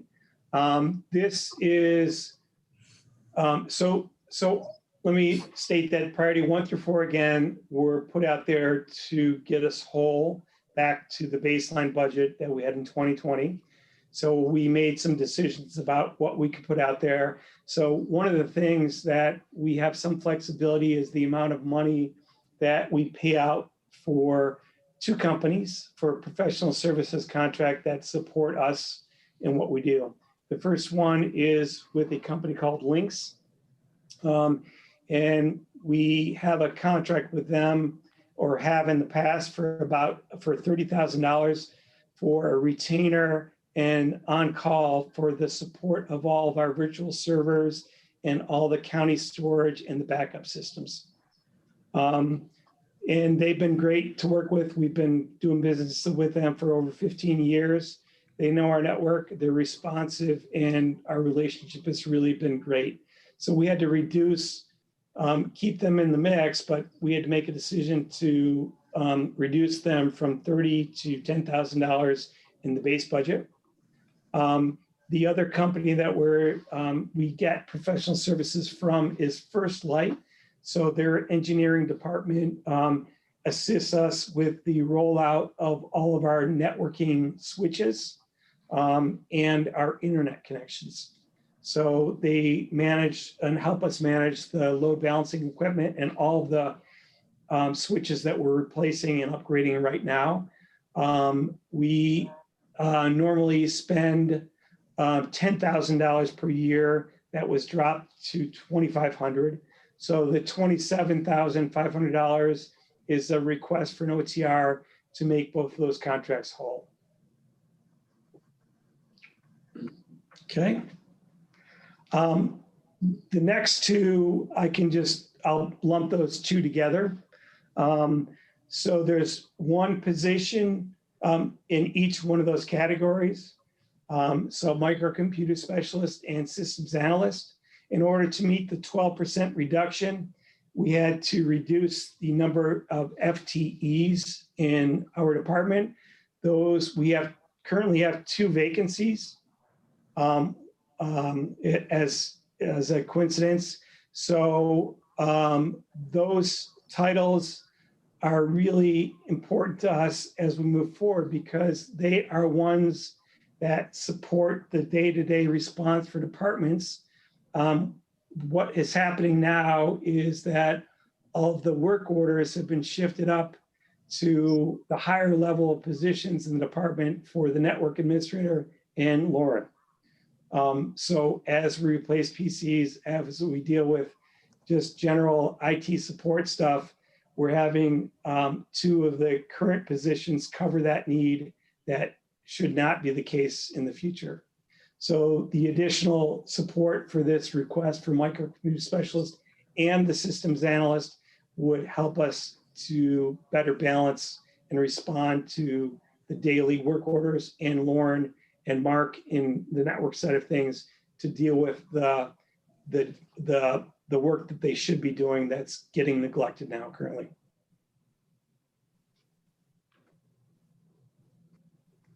All right, you're all set then? Yep. Great. Questions, anybody? Rich? Yeah, thanks, Greg. Let me ask an uncomfortable question between the microcomputer specialist and the systems analyst. If you got one, if you could only get one, which one would it be? Probably a microcomputer specialist. Thank you. Anyone else? I see Mike Lane's hand wave. No. Okay. Greg, I want to, so you've now got these two vacancies. It seems to me we're doing more and more with your department. So it seems that this is a really critical way to keep the rest of the county moving ahead. So I'm glad to see that Jason was able to include them in this budget. And so you feel that you'd be able to hire the people that you need? Well, I'm going to be optimistic in this discussion because we've already posted the vacancy for the microcomputer specialist. Full disclosure, huh? Okay. Because we can't wait. We have to do something to hire somebody. The difficulty for us is trying to fill the vacancy without the proper authority to fund it next year. So we're going to inch our way towards that decision. And when we hopefully complete the interviews, which would be a month from now, we'll have a better sense of where that stands. All right. And if you need to hire before the 2021 budget, I'm sure we can figure that one out. Yeah, that's a different discussion altogether. Right. Anything else for Greg and Lauren?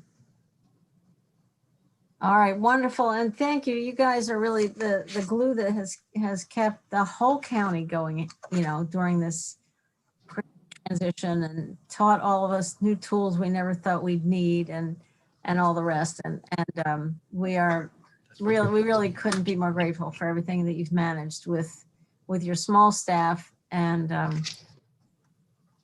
this seems like a good sense kind of a budget and a good approach.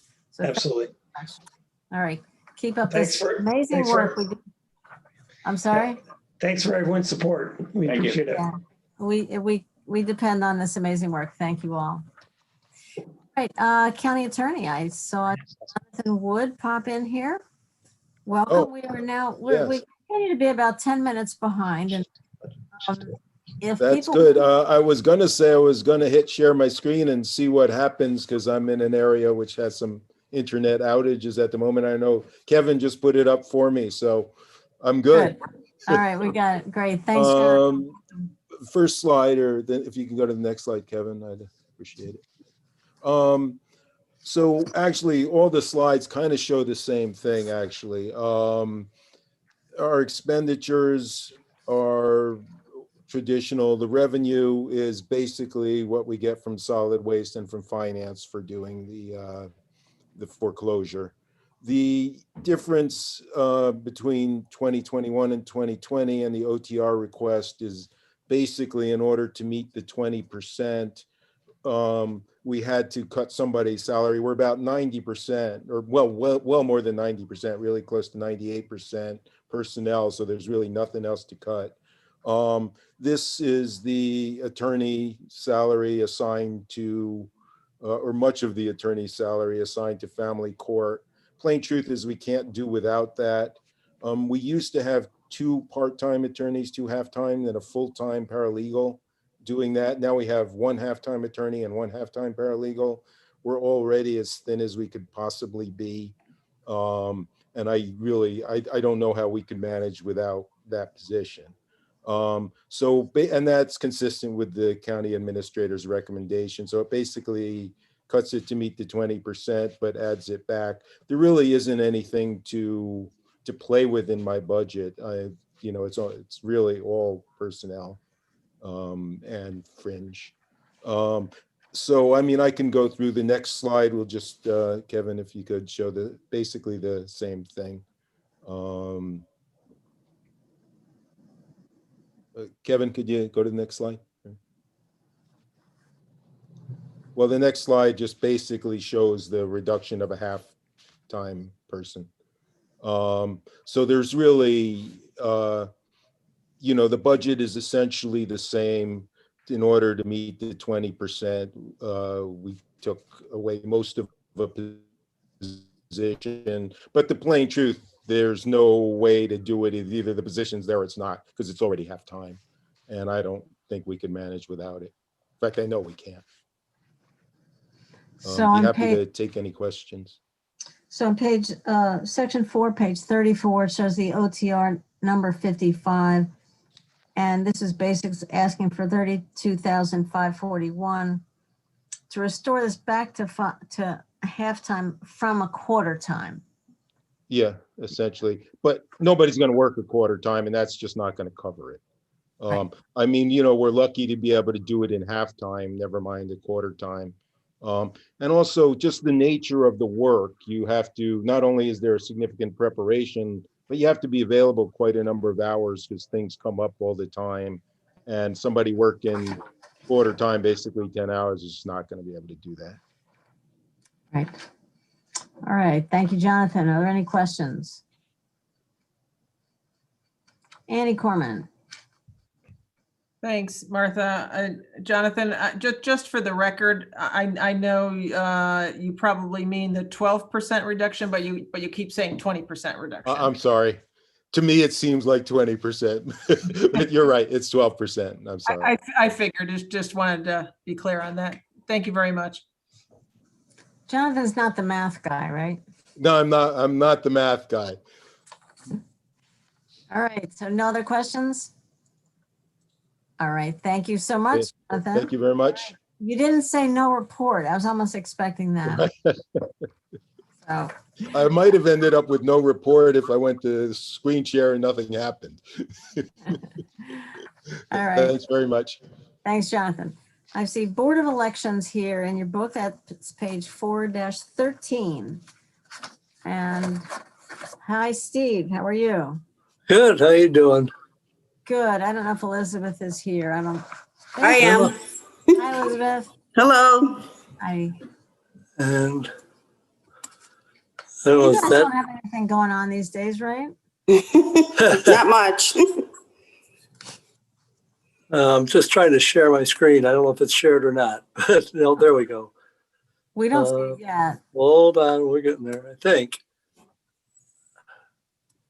All right. All right. There you go. And can you go to presentation? Yeah, I'm just trying to get it to start from the beginning. All right. Great. Awesome. So now I got to figure out how to advance it. I don't see that. Down at the very bottom. Well, there's an arrow in the circle. Yeah. Right there. Okay. Okay. I'll let Elizabeth start out with this one then. So here on the recommended budget, your big difference between 2020 and 2021, besides the 12%, is we go from 3 elections to 2 elections. So that's where you're seeing the big change. And then our revenue dropped just a little bit because the school boards are trying to rethink on how they're going to use us in their future elections. And I'm not sure they're all going to use us anymore. So we had a little bit in the local funding of the revenue drop. The other drop in revenue would be, again, we have what we call a chargeback account. And that is other election expenses that is divvied out amongst the towns to pay for mostly actually ballots. And that also goes down when you have one less election. Okay. And correspondingly, our full-time equivalents from 2020 to 2021 is dropping drastically, mainly because we're going from 3 elections to 2. And what we're looks like we're looking at 8.65 full-time equivalents for the 2021 budget, which would be decrease of 1.3, but it's, consistent with where we are in off years.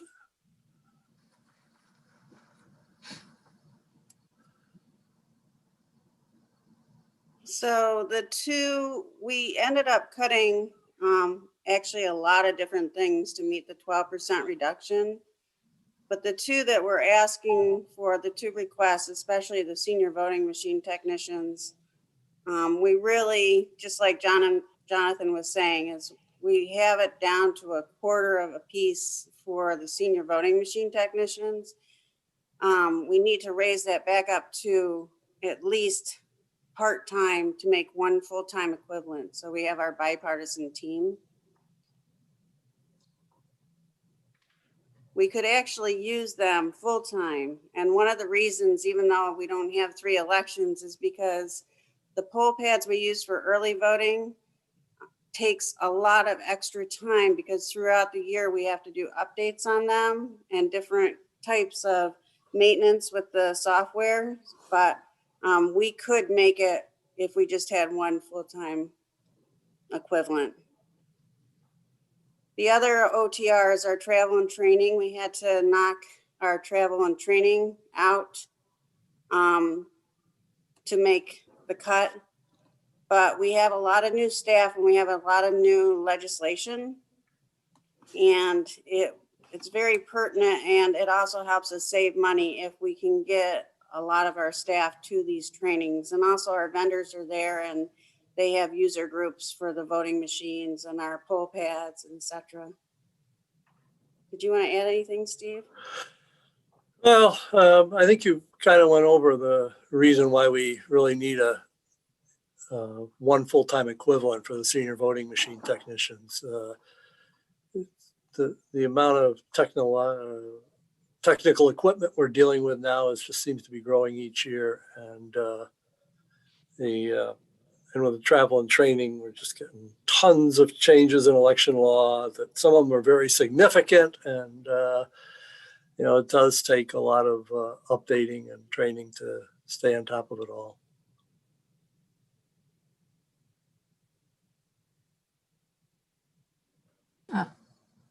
All set? Anything else? I believe Donnie, the last slide just talks about slide. Oh yeah, hold on, that's right. There we go. Well, we had it. Well, I'll go back. Hold on. Okay. Another way there was a couple of ways we were able to meet the cut, but one of them was for the 2021 primaries. We never know what our primaries are until the petitions are filed. So we figured the best way to do that, whether to fully fund us in times like this, was just to see when our petitions, what they bring as far as primaries next year, and revisit it next year at a ledge meeting and see exactly how much we need to operate. We cut early voting out because, again, we don't know how many primaries we're going to have. If it's going to be just 2 small primaries, we could do that right at our office. If not, then we're going to have to ask for funds so that we can, again, have our 2 sites for early voting.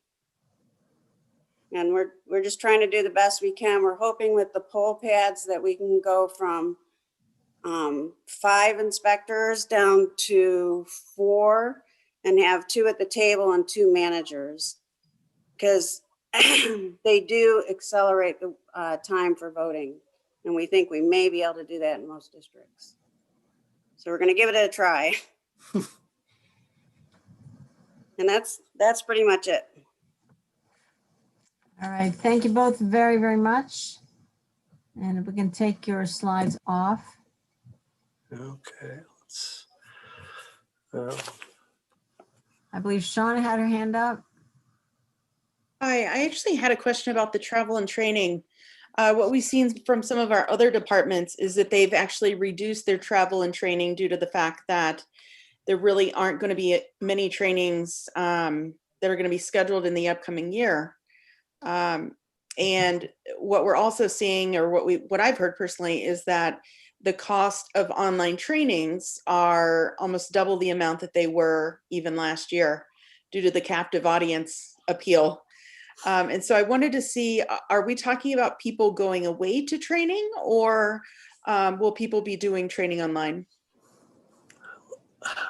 Well, I think that remains to be seen as far as where we are with the pandemic. I think the plan was, if the pandemic, we get a vaccine and all that, and we can travel safely, that it would be for traveling. There's also some training in there where it would be traveling, and that would be for training our voting machine technicians on, doing the machines. That pretty much has to be done, in small groups on site. So there'd probably be a little bit of that training. And hopefully, if we can get to where we can do in-person training more, it would be better. It would. We never travel outside of New York State. That's in our election commissioner's bylaws. We actually have every meeting, our January meeting in Albany, so that we can touch base with our legislators about election reform. So it's not like we take any planes or anything like that. It's usually by car. Okay, great. Thank you. Are there any other questions? Mike Lane. Two things. One, I want to make sure you're planning for a special legislature election and probably early next year, likely going to happen. Is that in your budget? No, it is not. Not at this time. No. I believe the charter says that's funded by the county, but probably it would be money being put into our account. So I think it's funded by the person who's leaving. How's that worked in the past when we've had them? Has it been a contingent request? Yes. Yeah. Okay. And the other question I have is, how soon and how are we going to replace 60 voting machines?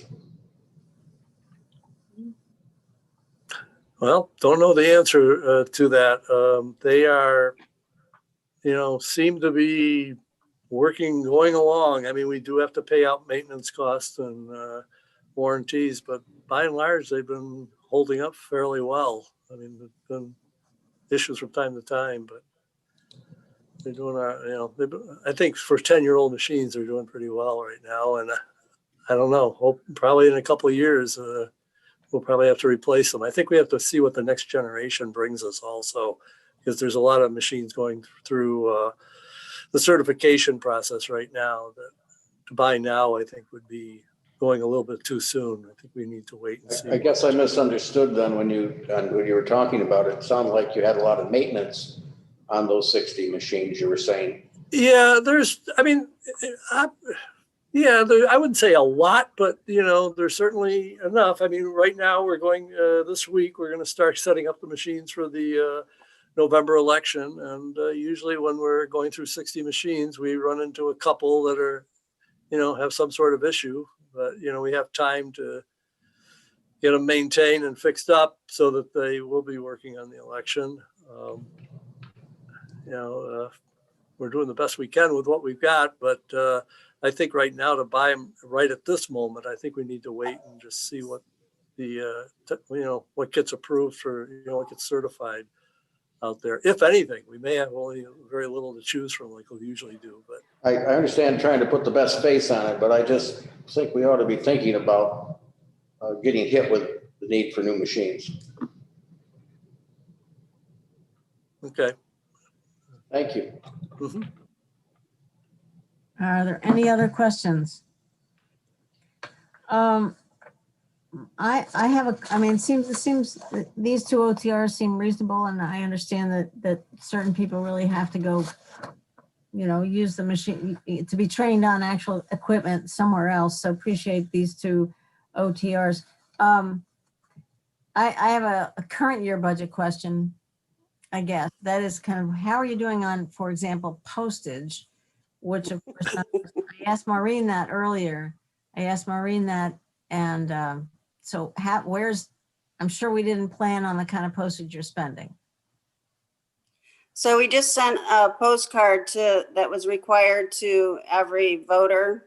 And that was 22,000 that we weren't expecting. But Steve just applied for a grant and we just got the good news just before the meeting that I think we're eligible, for about 63,000, Steve? Yeah, $63,000 for COVID-related expenses, which I think these mailings would qualify for. Does that cover also postage on the absentee ballots that will go out? We got to iron that out, but I believe so.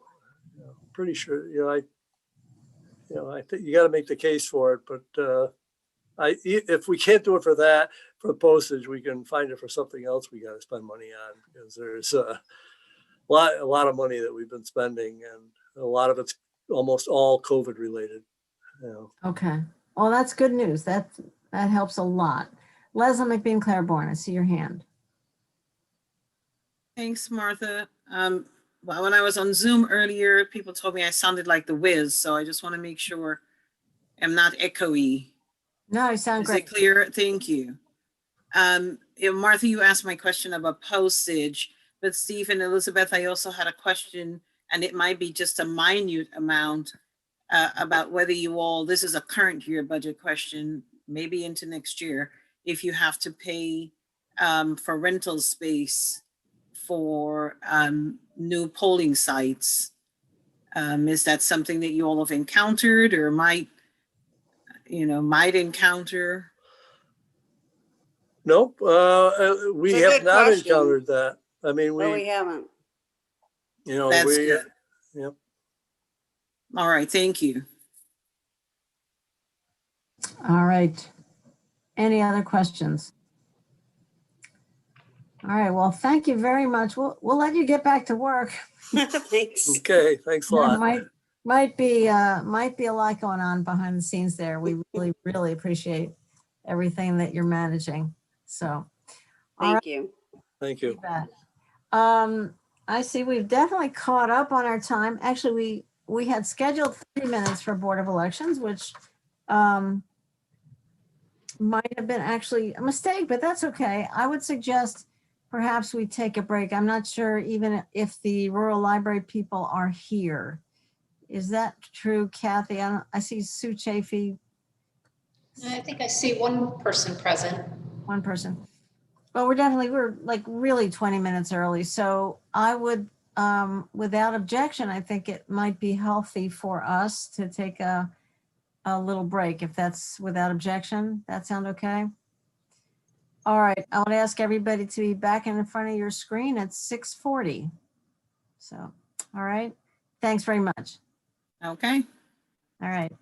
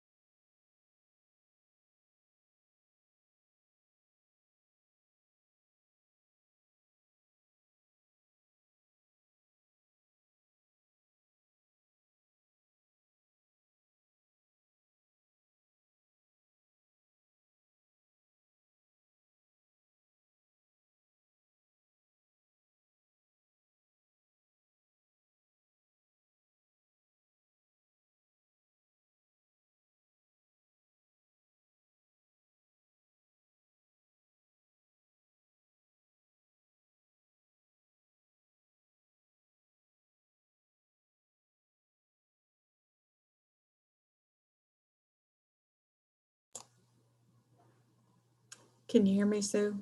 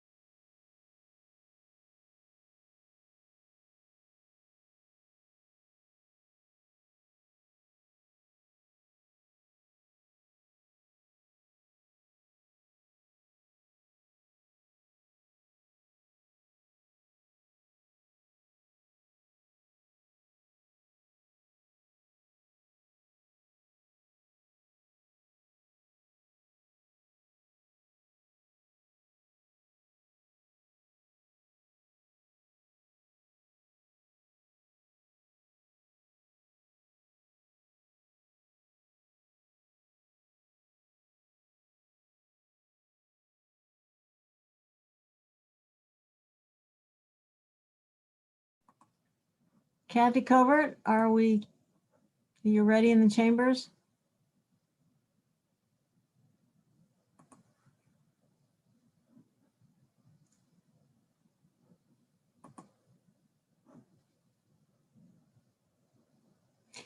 I don't see the chambers open here. I'm waiting for Kathy or Dan or Mike.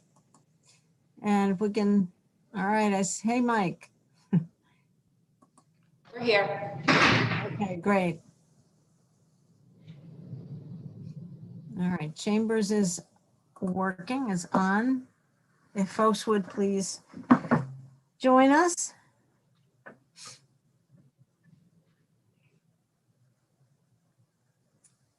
We'll get started in a minute.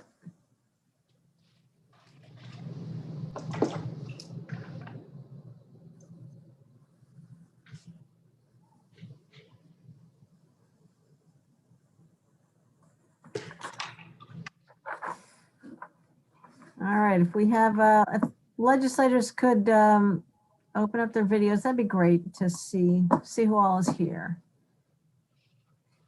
Kathy, we ready to start recording again? Yes, we are. Okay. All right, folks, welcome back. We're glad tonight to welcome a number of guests here from the rural libraries. And I would first thank you very much for what you're doing in all your communities. And I'd like to invite you to introduce yourselves and just mention what library you're from. because we, sometimes changes from year to year. We just make sure we want to know who we're talking to. So go ahead. I'll start. My name's Diane Pamel. I'm at the Southworth Library in Dryden. Hi, Diane. I'm Sue Chafee. I'm the director in Newfield. Hi. Hi. I'm Cassandra Broadwell. I'm the library director in Trumansburg. I'm Susie Gutenberger. I am the director of the Lansing Library. And I'm Sarah Glagowski. I'm the executive director of the Finger Lakes Library System. Wonderful. And it looks like we're just missing Sarah Noble from Groton Public Library. So hopefully she'll pop on here soon. Okay, wonderful. All right, thank you all for being here. Whoever wants to go first, I don't know whether you have any slides to share with us. Let's see if I can do it.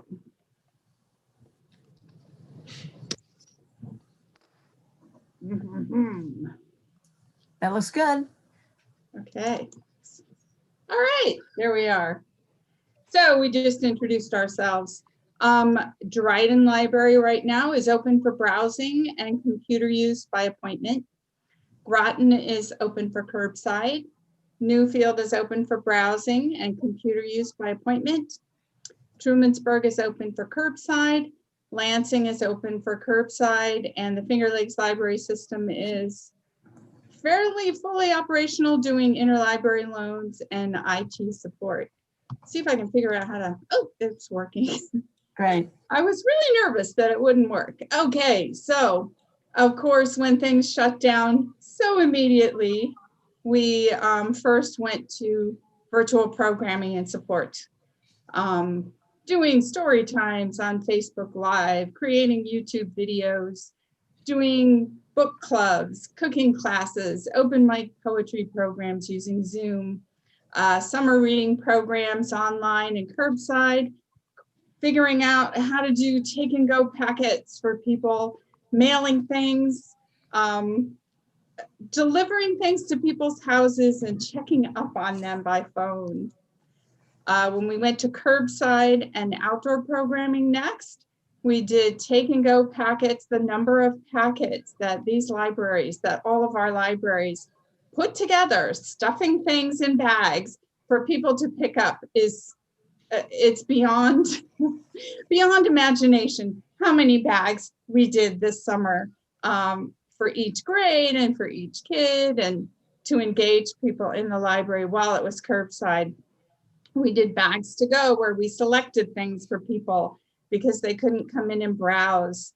Curbside services for items on hold in all the libraries. Things like story walks, walk by displays and contests where we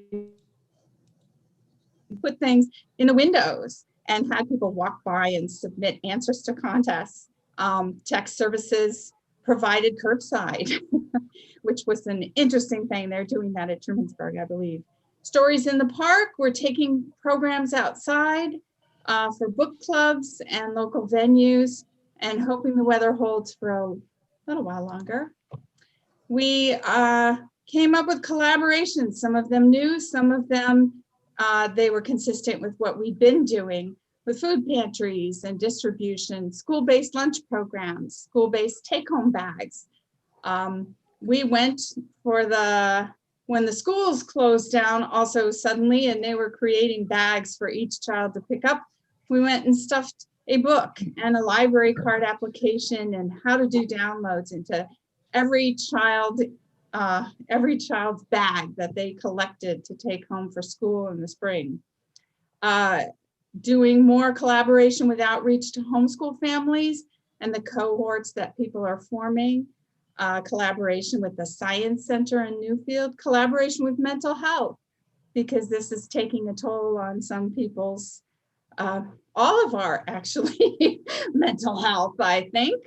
Working with the census and looking at after-school programs and outreach to senior centers, our most isolated population, trying to get things to them. Some of our strategies for programming include mobile hotspot lending programs, outdoor venues, while the weather holds. Hybrid models for programs where small groups could meet together, and online programs. So continuing virtual programs for all ages, doing contests, Facebook engagement, Instagram, things I never thought I would have to do, and walk by displays and story walks. So planning for the future is a little tricky right now because we don't know what the future is. Dryden and Newfield did open in the late summer, and I don't know the statistics for all the libraries, but in 1 month of being open, we circulated 8,000 items, had over 900 people in the door, and almost 100 uses of our computers. And every single person who comes in says, "Oh, I'm so glad you're open. I've missed you so much." So we're definitely a service that our community appreciates for all of us. And of course, Groton, Lansing, and Trumansburg are going to be opening very soon as well. Fall programming will continue to be hybrid programming or virtual programming with take-home resources and kits for kids. We're increasing our collaboration with schools, local food pantries, the homeschool communities for sure, and trying to come up with ways we can get things to people without them having to come in, getting them microscopes or other lending things, telescopes, so that people can do things because they're all at home learning too. So Finger Lakes Library System, which has been our backbone, has provided amazing support for us in all of this with computer and IT support, and especially with support and guidance for New York State law and the reopening strategies. Went immediately to figure out how they could do bulk purchasing for essential COVID supplies for us. Weekly meetings just to let us know what was going on and for us to get support from each other on how we could do this. Interlibrary loan services are huge, and they've just bent over backwards trying to figure out ways to make this work, which has been wonderful. And of course, continued support and guidance for materials handling. So from all of us to you, Sarah, thank you. So, whoops, I don't know how to, the budget that was recommended to us was a 12% change, reduction from county funding. That, of course, is going to be coupled with reductions in funding from our towns and our villages and other sources as well, just being in the world that we're in now. So we're not asking for an OTR, and we're grateful that it was just 12%. Thank you, Jason.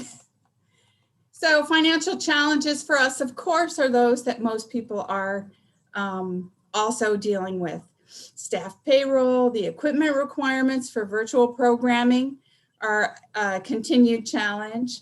If staff requires quarantining or self-isolation, how do we deal with that? How do we pay? Cost of supplies for disinfecting and sanitizing.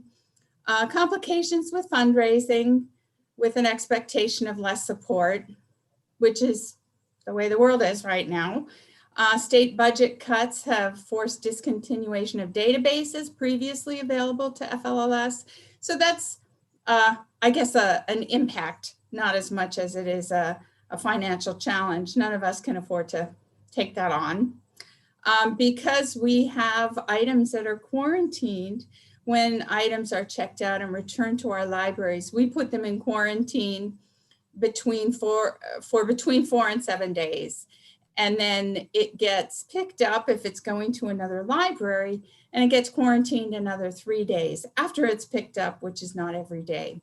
So we're purchasing more items because we have fewer to distribute because of the quarantining delays.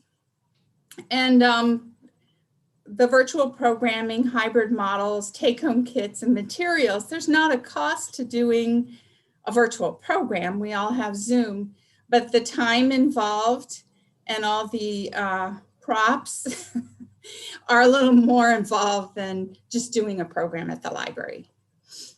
So operational challenges for us have been, of course, the technology learning curve. Marketing and outreach is more complicated. There's a a sector of our population that loves public libraries that does not enjoy Facebook or digital platforms, and being able to connect with them and make sure they're getting their materials and knowing that we're there for them has been more of a challenge, figuring out how to do that, which again reflects on the digital divide. It does take more time to help each individual. For our library, when they walk in, we get their name, we get their phone number, we go through the whole routine of what they need to do to be safe and to keep everyone else safe. And then they get to do their browsing, and then we clean everything after they're done. So it's more time intensive. We are challenged and continue to work to keep our staff and our patrons safe and secure. We're not allowing volunteers in anymore, so all the work's done by us now. And hybrid programming, which is probably the most successful and inclusive since it supports community members that are safer at home, eliminates those that don't have internet access. And we need additional staff when we do those sessions to make sure we don't get the Zoom bombers, etc.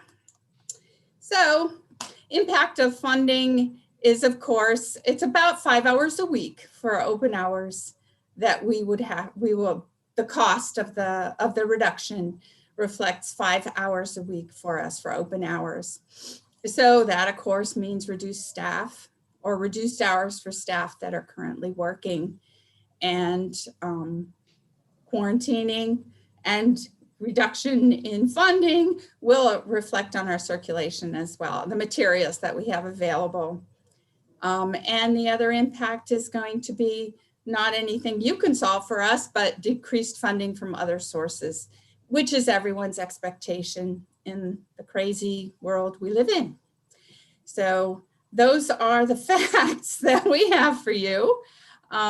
But we'd love to be able to answer any questions that anyone has about what's going on in each of our communities and how our libraries are serving our communities and neighborhoods. So I'm going to stop sharing. Here we go. Thank you, Diane. Thank you very much. What a story you tell. Your storyteller. So what, I mean, again, I'm like, as we keep saying, the creativity that everyone is showing is just really stunning. And I hope maybe some of these initiatives, some of these innovations might actually persist. We might find that helps us to be more inclusive and reach more people. But it's really quite something. Are there any questions from anybody on the call here? Mark. Yes, Mike. Let Ann go first. Annie, go ahead. Thank you for the presentation. I was wondering if you have any idea when volunteers might be able to be allowed in to help you? I think it depends on the library to a large extent. My library has a lot of space, so we might be able to have volunteers sooner, but I think each library is handling it a little differently because of those parameters. So anybody want to jump in when they're going to have volunteers again? I think at Trumansburg, we're going to start with bringing back just the shelvers, and they're going to be my testers to see how it goes. Annie, did you have another question? Yeah, I was just wondering about fundraising. Has anybody figured out any way to do like virtual book sales, or is that just off the table for now? I hadn't even thought of it. We need you as a volunteer. In Lansing, we in the first week in October, we're going to try our first online auction. We're just getting donations now, and we just software for online auctions, which we're thinking we'll keep in the future for fundraising. We'll probably still use it when we're open and can hold fundraisers, but we're trying it next month, so we'll see. Yeah, and in Newfield, we had a successful fundraiser with Doug's Fish Fry, and we sold books at that time, which helped a lot. And we're having a small one in front of the library this Saturday. Oh, great, outside. Yeah, yeah. Okay, thanks. Well, thanks for all you do. Thank you. Thank you very much. Mike Lane. First off, every year I mention that I am a trustee of the Southworth Library, so that's out there. I would really like to thank the rural libraries for their efforts on helping us with the census drive. I don't think there's been any people in the rural sections of the county that have helped more than that. I know census information has been stuffed in these bags that go out.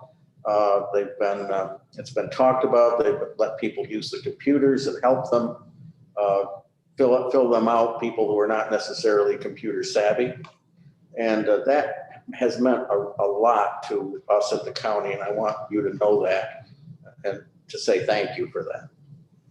And we sit there and we saw your challenges for the reductions. Thank you for rolling with the punches, and we hope someday we can get back to where we ought to be with that.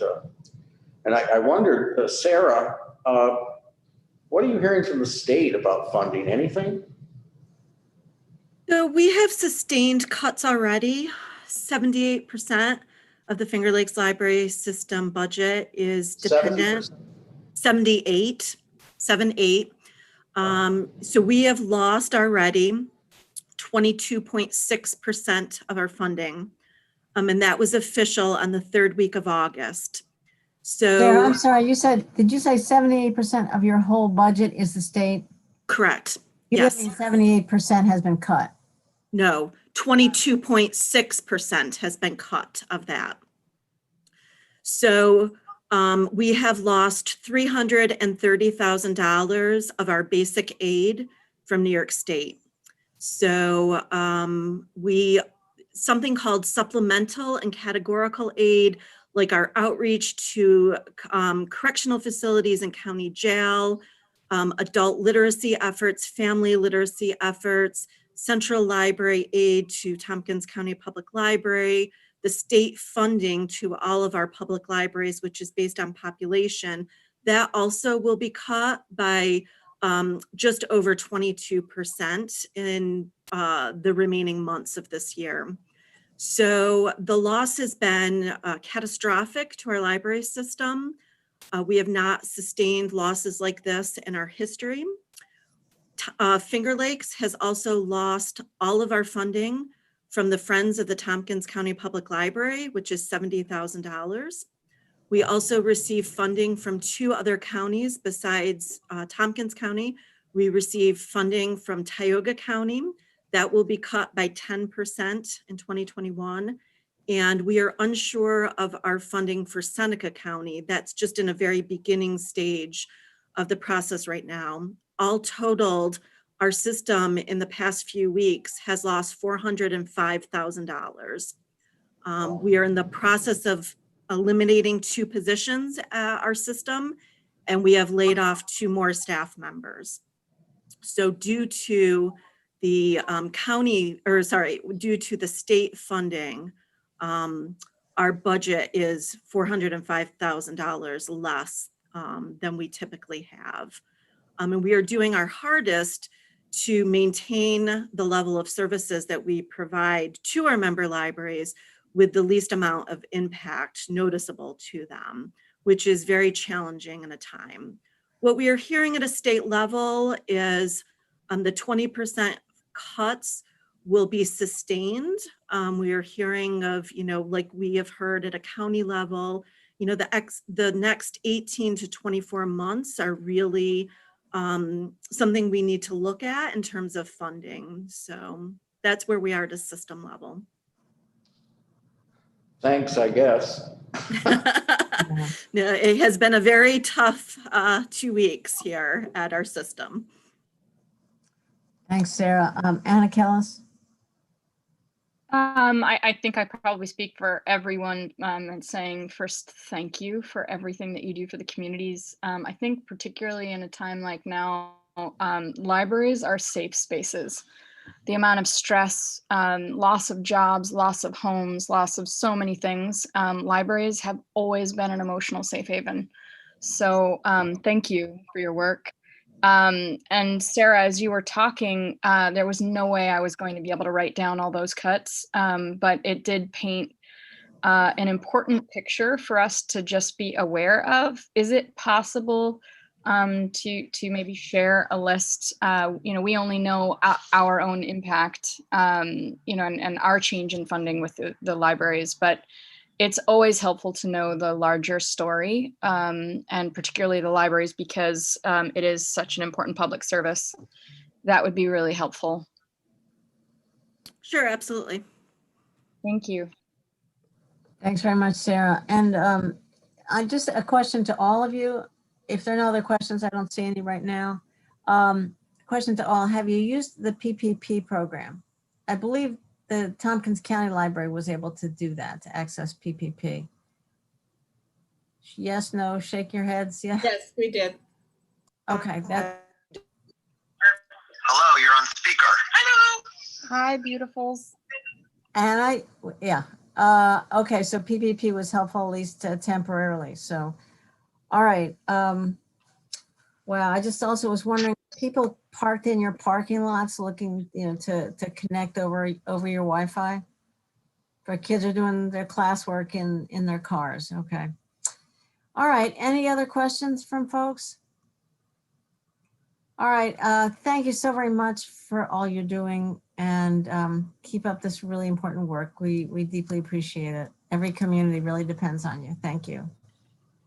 So the next up is Annette Birdsall from the Tompkins County Public Library. Hi, Annette. How are you? You're on mute, Annette. You're still on mute, Annette. I've clicked on mute, so hopefully it's going to catch up. There you are. And for legislators, that's section 5-30, page 30. Okay, go ahead. Okay, I'm trying to open up my document, so hopefully you can see that. Let me get the slideshow up. There we are. So thank you. And first of all, I would like to thank all of our library supporters for zooming in with us this evening. And I'd like to acknowledge how challenging this work has been for all of you. We remain grateful for our county funding and our support. Jason Molino, Frank Krupa, Amy Hendricks, and Dominic Recchio have been phenomenal in supporting us through our phase reopening with their information sessions for nonprofits. I would also like to thank Tompkins County Facilities for their extra work to keep our library clean and safe. Mary McCune also deserves credit for her efforts. In the center picture, you can see the movable reference desk with a customized plexiglass shield that allows librarians to help internet patrons safely. Our circulation and reference desk also have had custom plexiglass shields installed, and we cannot thank you enough. In the first week of opening for curbside and in-lobby pickup, we filled 8,000 holds, and we were delighted to get our books into the community once again. To fully understand TCPL's 2021 projected budget, we had to show our pre-COVID and our current budget. These operating budget reductions of $462,642 in 2020 and $447,935 in 2021 are not the only shortfalls we face. This budget is not final. Great uncertainty remains. Our best estimates reflect an approximately 25% cut in our state and city funding. It also represents the challenges our friends and foundation face securing philanthropic support. The Friends had a surprisingly successful spring sale, but need to assess their fall sale results before increasing expectations.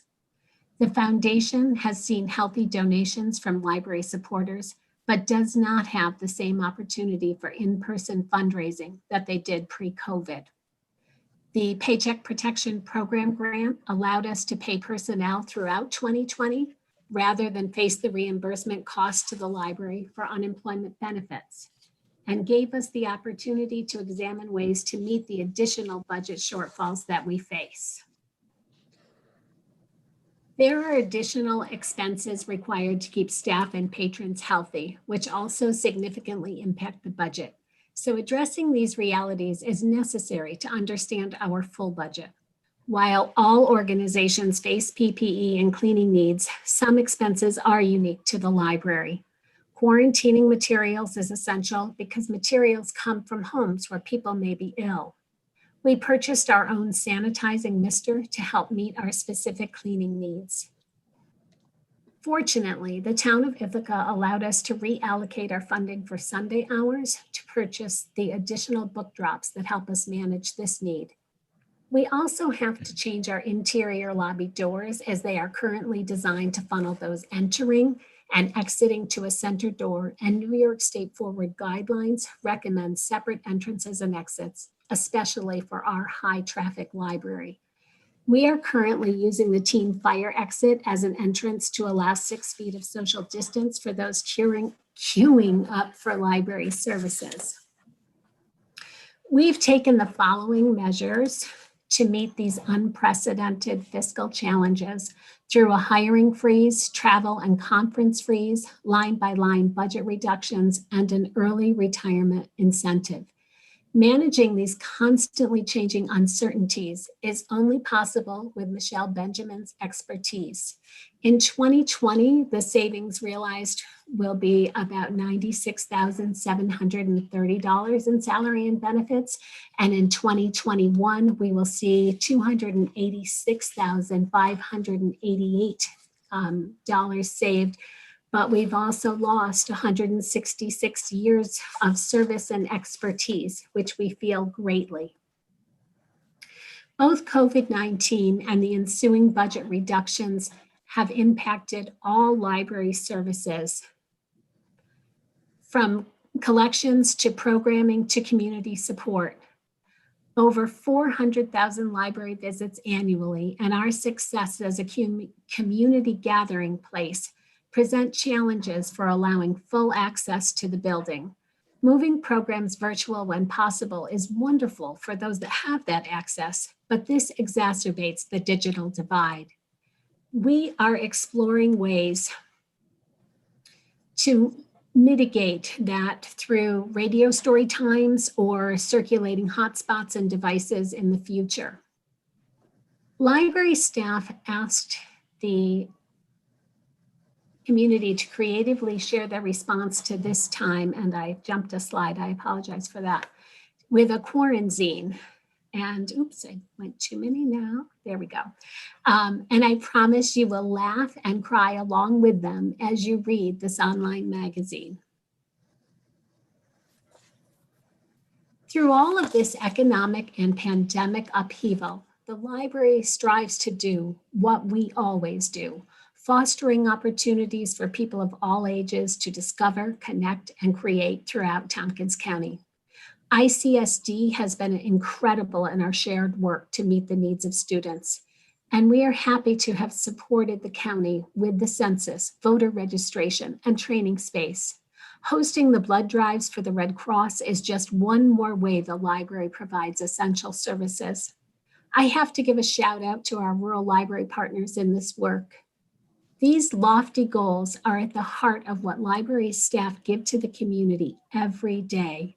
The work of the leadership team, Jen Schlossberg, Sarah O'Shea, and Teresa Vatican, restructuring the library from a departmental to a team approach to meet our staff reductions, allows current staff to more fully contribute along with the community we serve so that all can find joy in learning, discovery, and personal growth.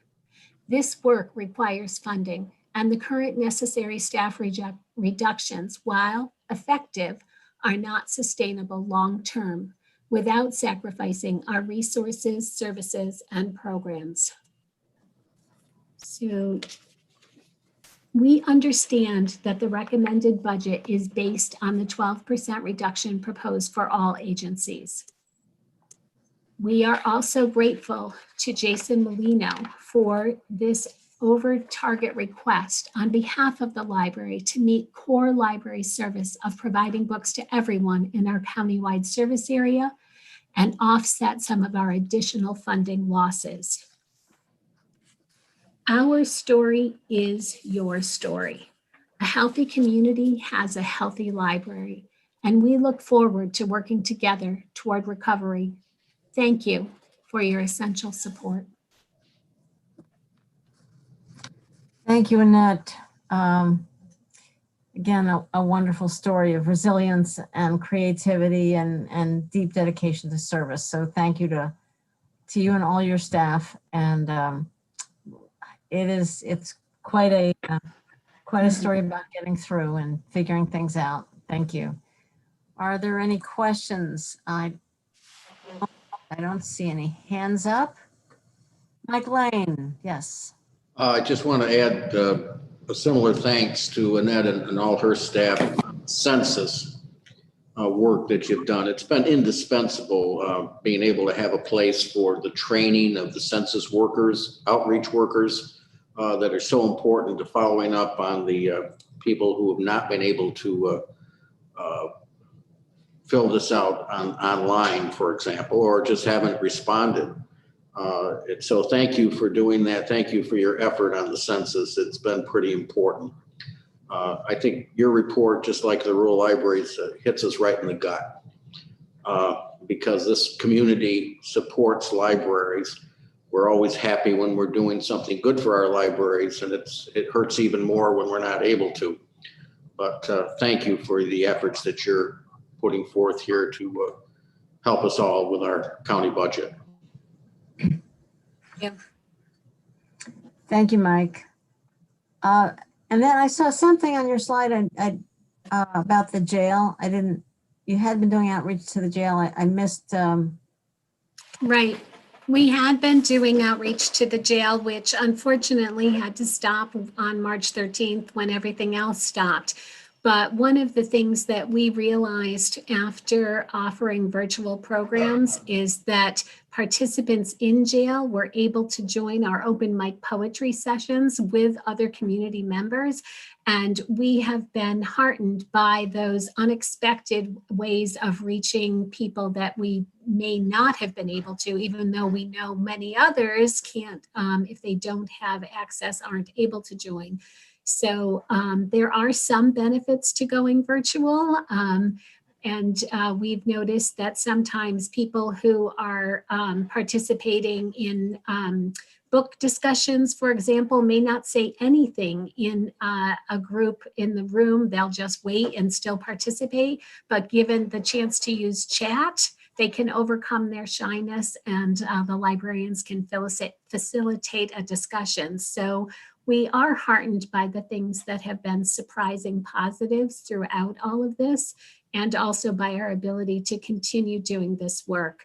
I will not say that offsets our inability to reach those that can't, and also the very, very real challenges we face. Thanks, Annette. There are really many surprises here for all of us. Amanda Champion. Yeah, thank you. Thank you, Annette, for that presentation. And I just wanted to point out to folks how many board members are here, which I really appreciate, and as well as staff from the library. And I think that really shows how dedicated people are to this facility. And I also want to thank Jason for the OTR and upgrading, trying to give them back a little bit of what we had to lose. So I appreciate that, Jason. Thank you. Thank you. Yeah, I was going to note, thanks, Amanda, because I was going to note this OTR was not requested by the library. It's being brought forward and recommended by the county administrator. Don't tell anybody else he does that. Well, he told me that he had a soft spot in his heart for the library, so that's where this came from. So thank you. That's great. It's a brilliant idea. We appreciate it very, very much. I can just add the primary reason, the Tompkins County Public Library got hit a little harder than just the reduction from us. They got hit from the two foundations that generally generate and raise money for them. And keeping the circulation up to date, keeping the circulation available is a big part, obviously, of what the library does. So from that perspective, it just seemed like a manageable way to try to maybe bridge a gap that I think they got hit particularly a little bit harder than I think most throughout this whole process. So that was the logic behind it, just to share that with everyone. Okay. All right, thank you, board members, staff members, and all of the librarians here. We really appreciate it. If there's nothing else from anyone, I would say other hands. Thank you all of you for being here, and thank you so much for everything that you're doing. Thank you. Good night. Good night. Thanks. So our last department tonight, county legislature and legislature clerk. It's on in your books on 125 in section 4. So Kathy, welcome. Well, I know, what am I saying? Welcome. Hello. Here. Can you hear me okay? Yes. Yeah, this is fine. Whatever happened before, this is great. Thank you. So I'm gonna attempt to share my screen here.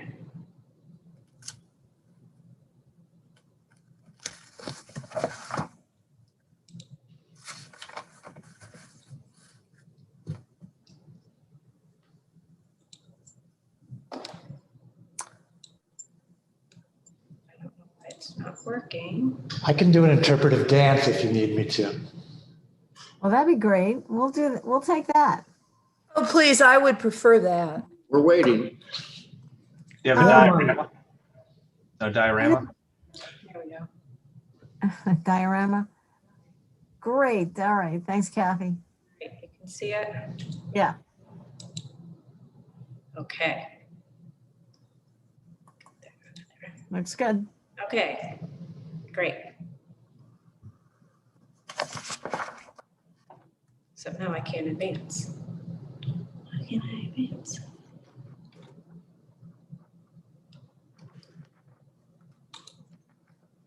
There we go. Okay. So this is the recommended budget. It's just showing a slight increase. I think that's a result of the fringe rate increasing. Don't really have a lot to add to this slide. Full-time equivalents, proposing we remain at 18 full-time positions for 2021.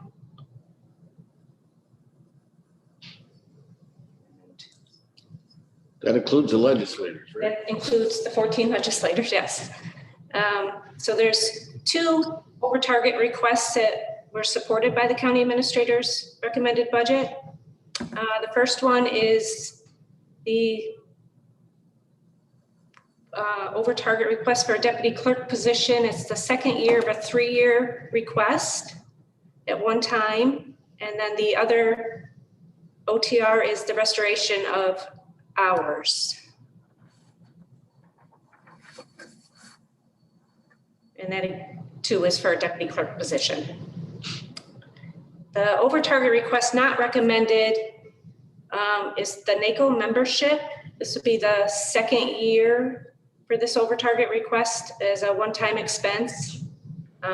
There's no increase for the 2021 membership. And also the NISAC dues, that's included in our recommended budget. There's no increase for 2021 for that organization. And I don't have any more slides. I guess I could answer questions. Sure. All right. Thank you, Kathy. Can you, great. Okay. I believe Anna had her hand up. Thanks. Yeah, Kathy, just one clarification on the 2 over target requests. One was a one-time for the position and one was for the hours. And Yes. I've never seen it Is that for the same person? And if it isn't, then the deputy is a one-time because there's going to be another 1 year doubling up for training purposes before Correct. retirement? Correct. Okay. Just wanted Yes, to there are two separate OTRs.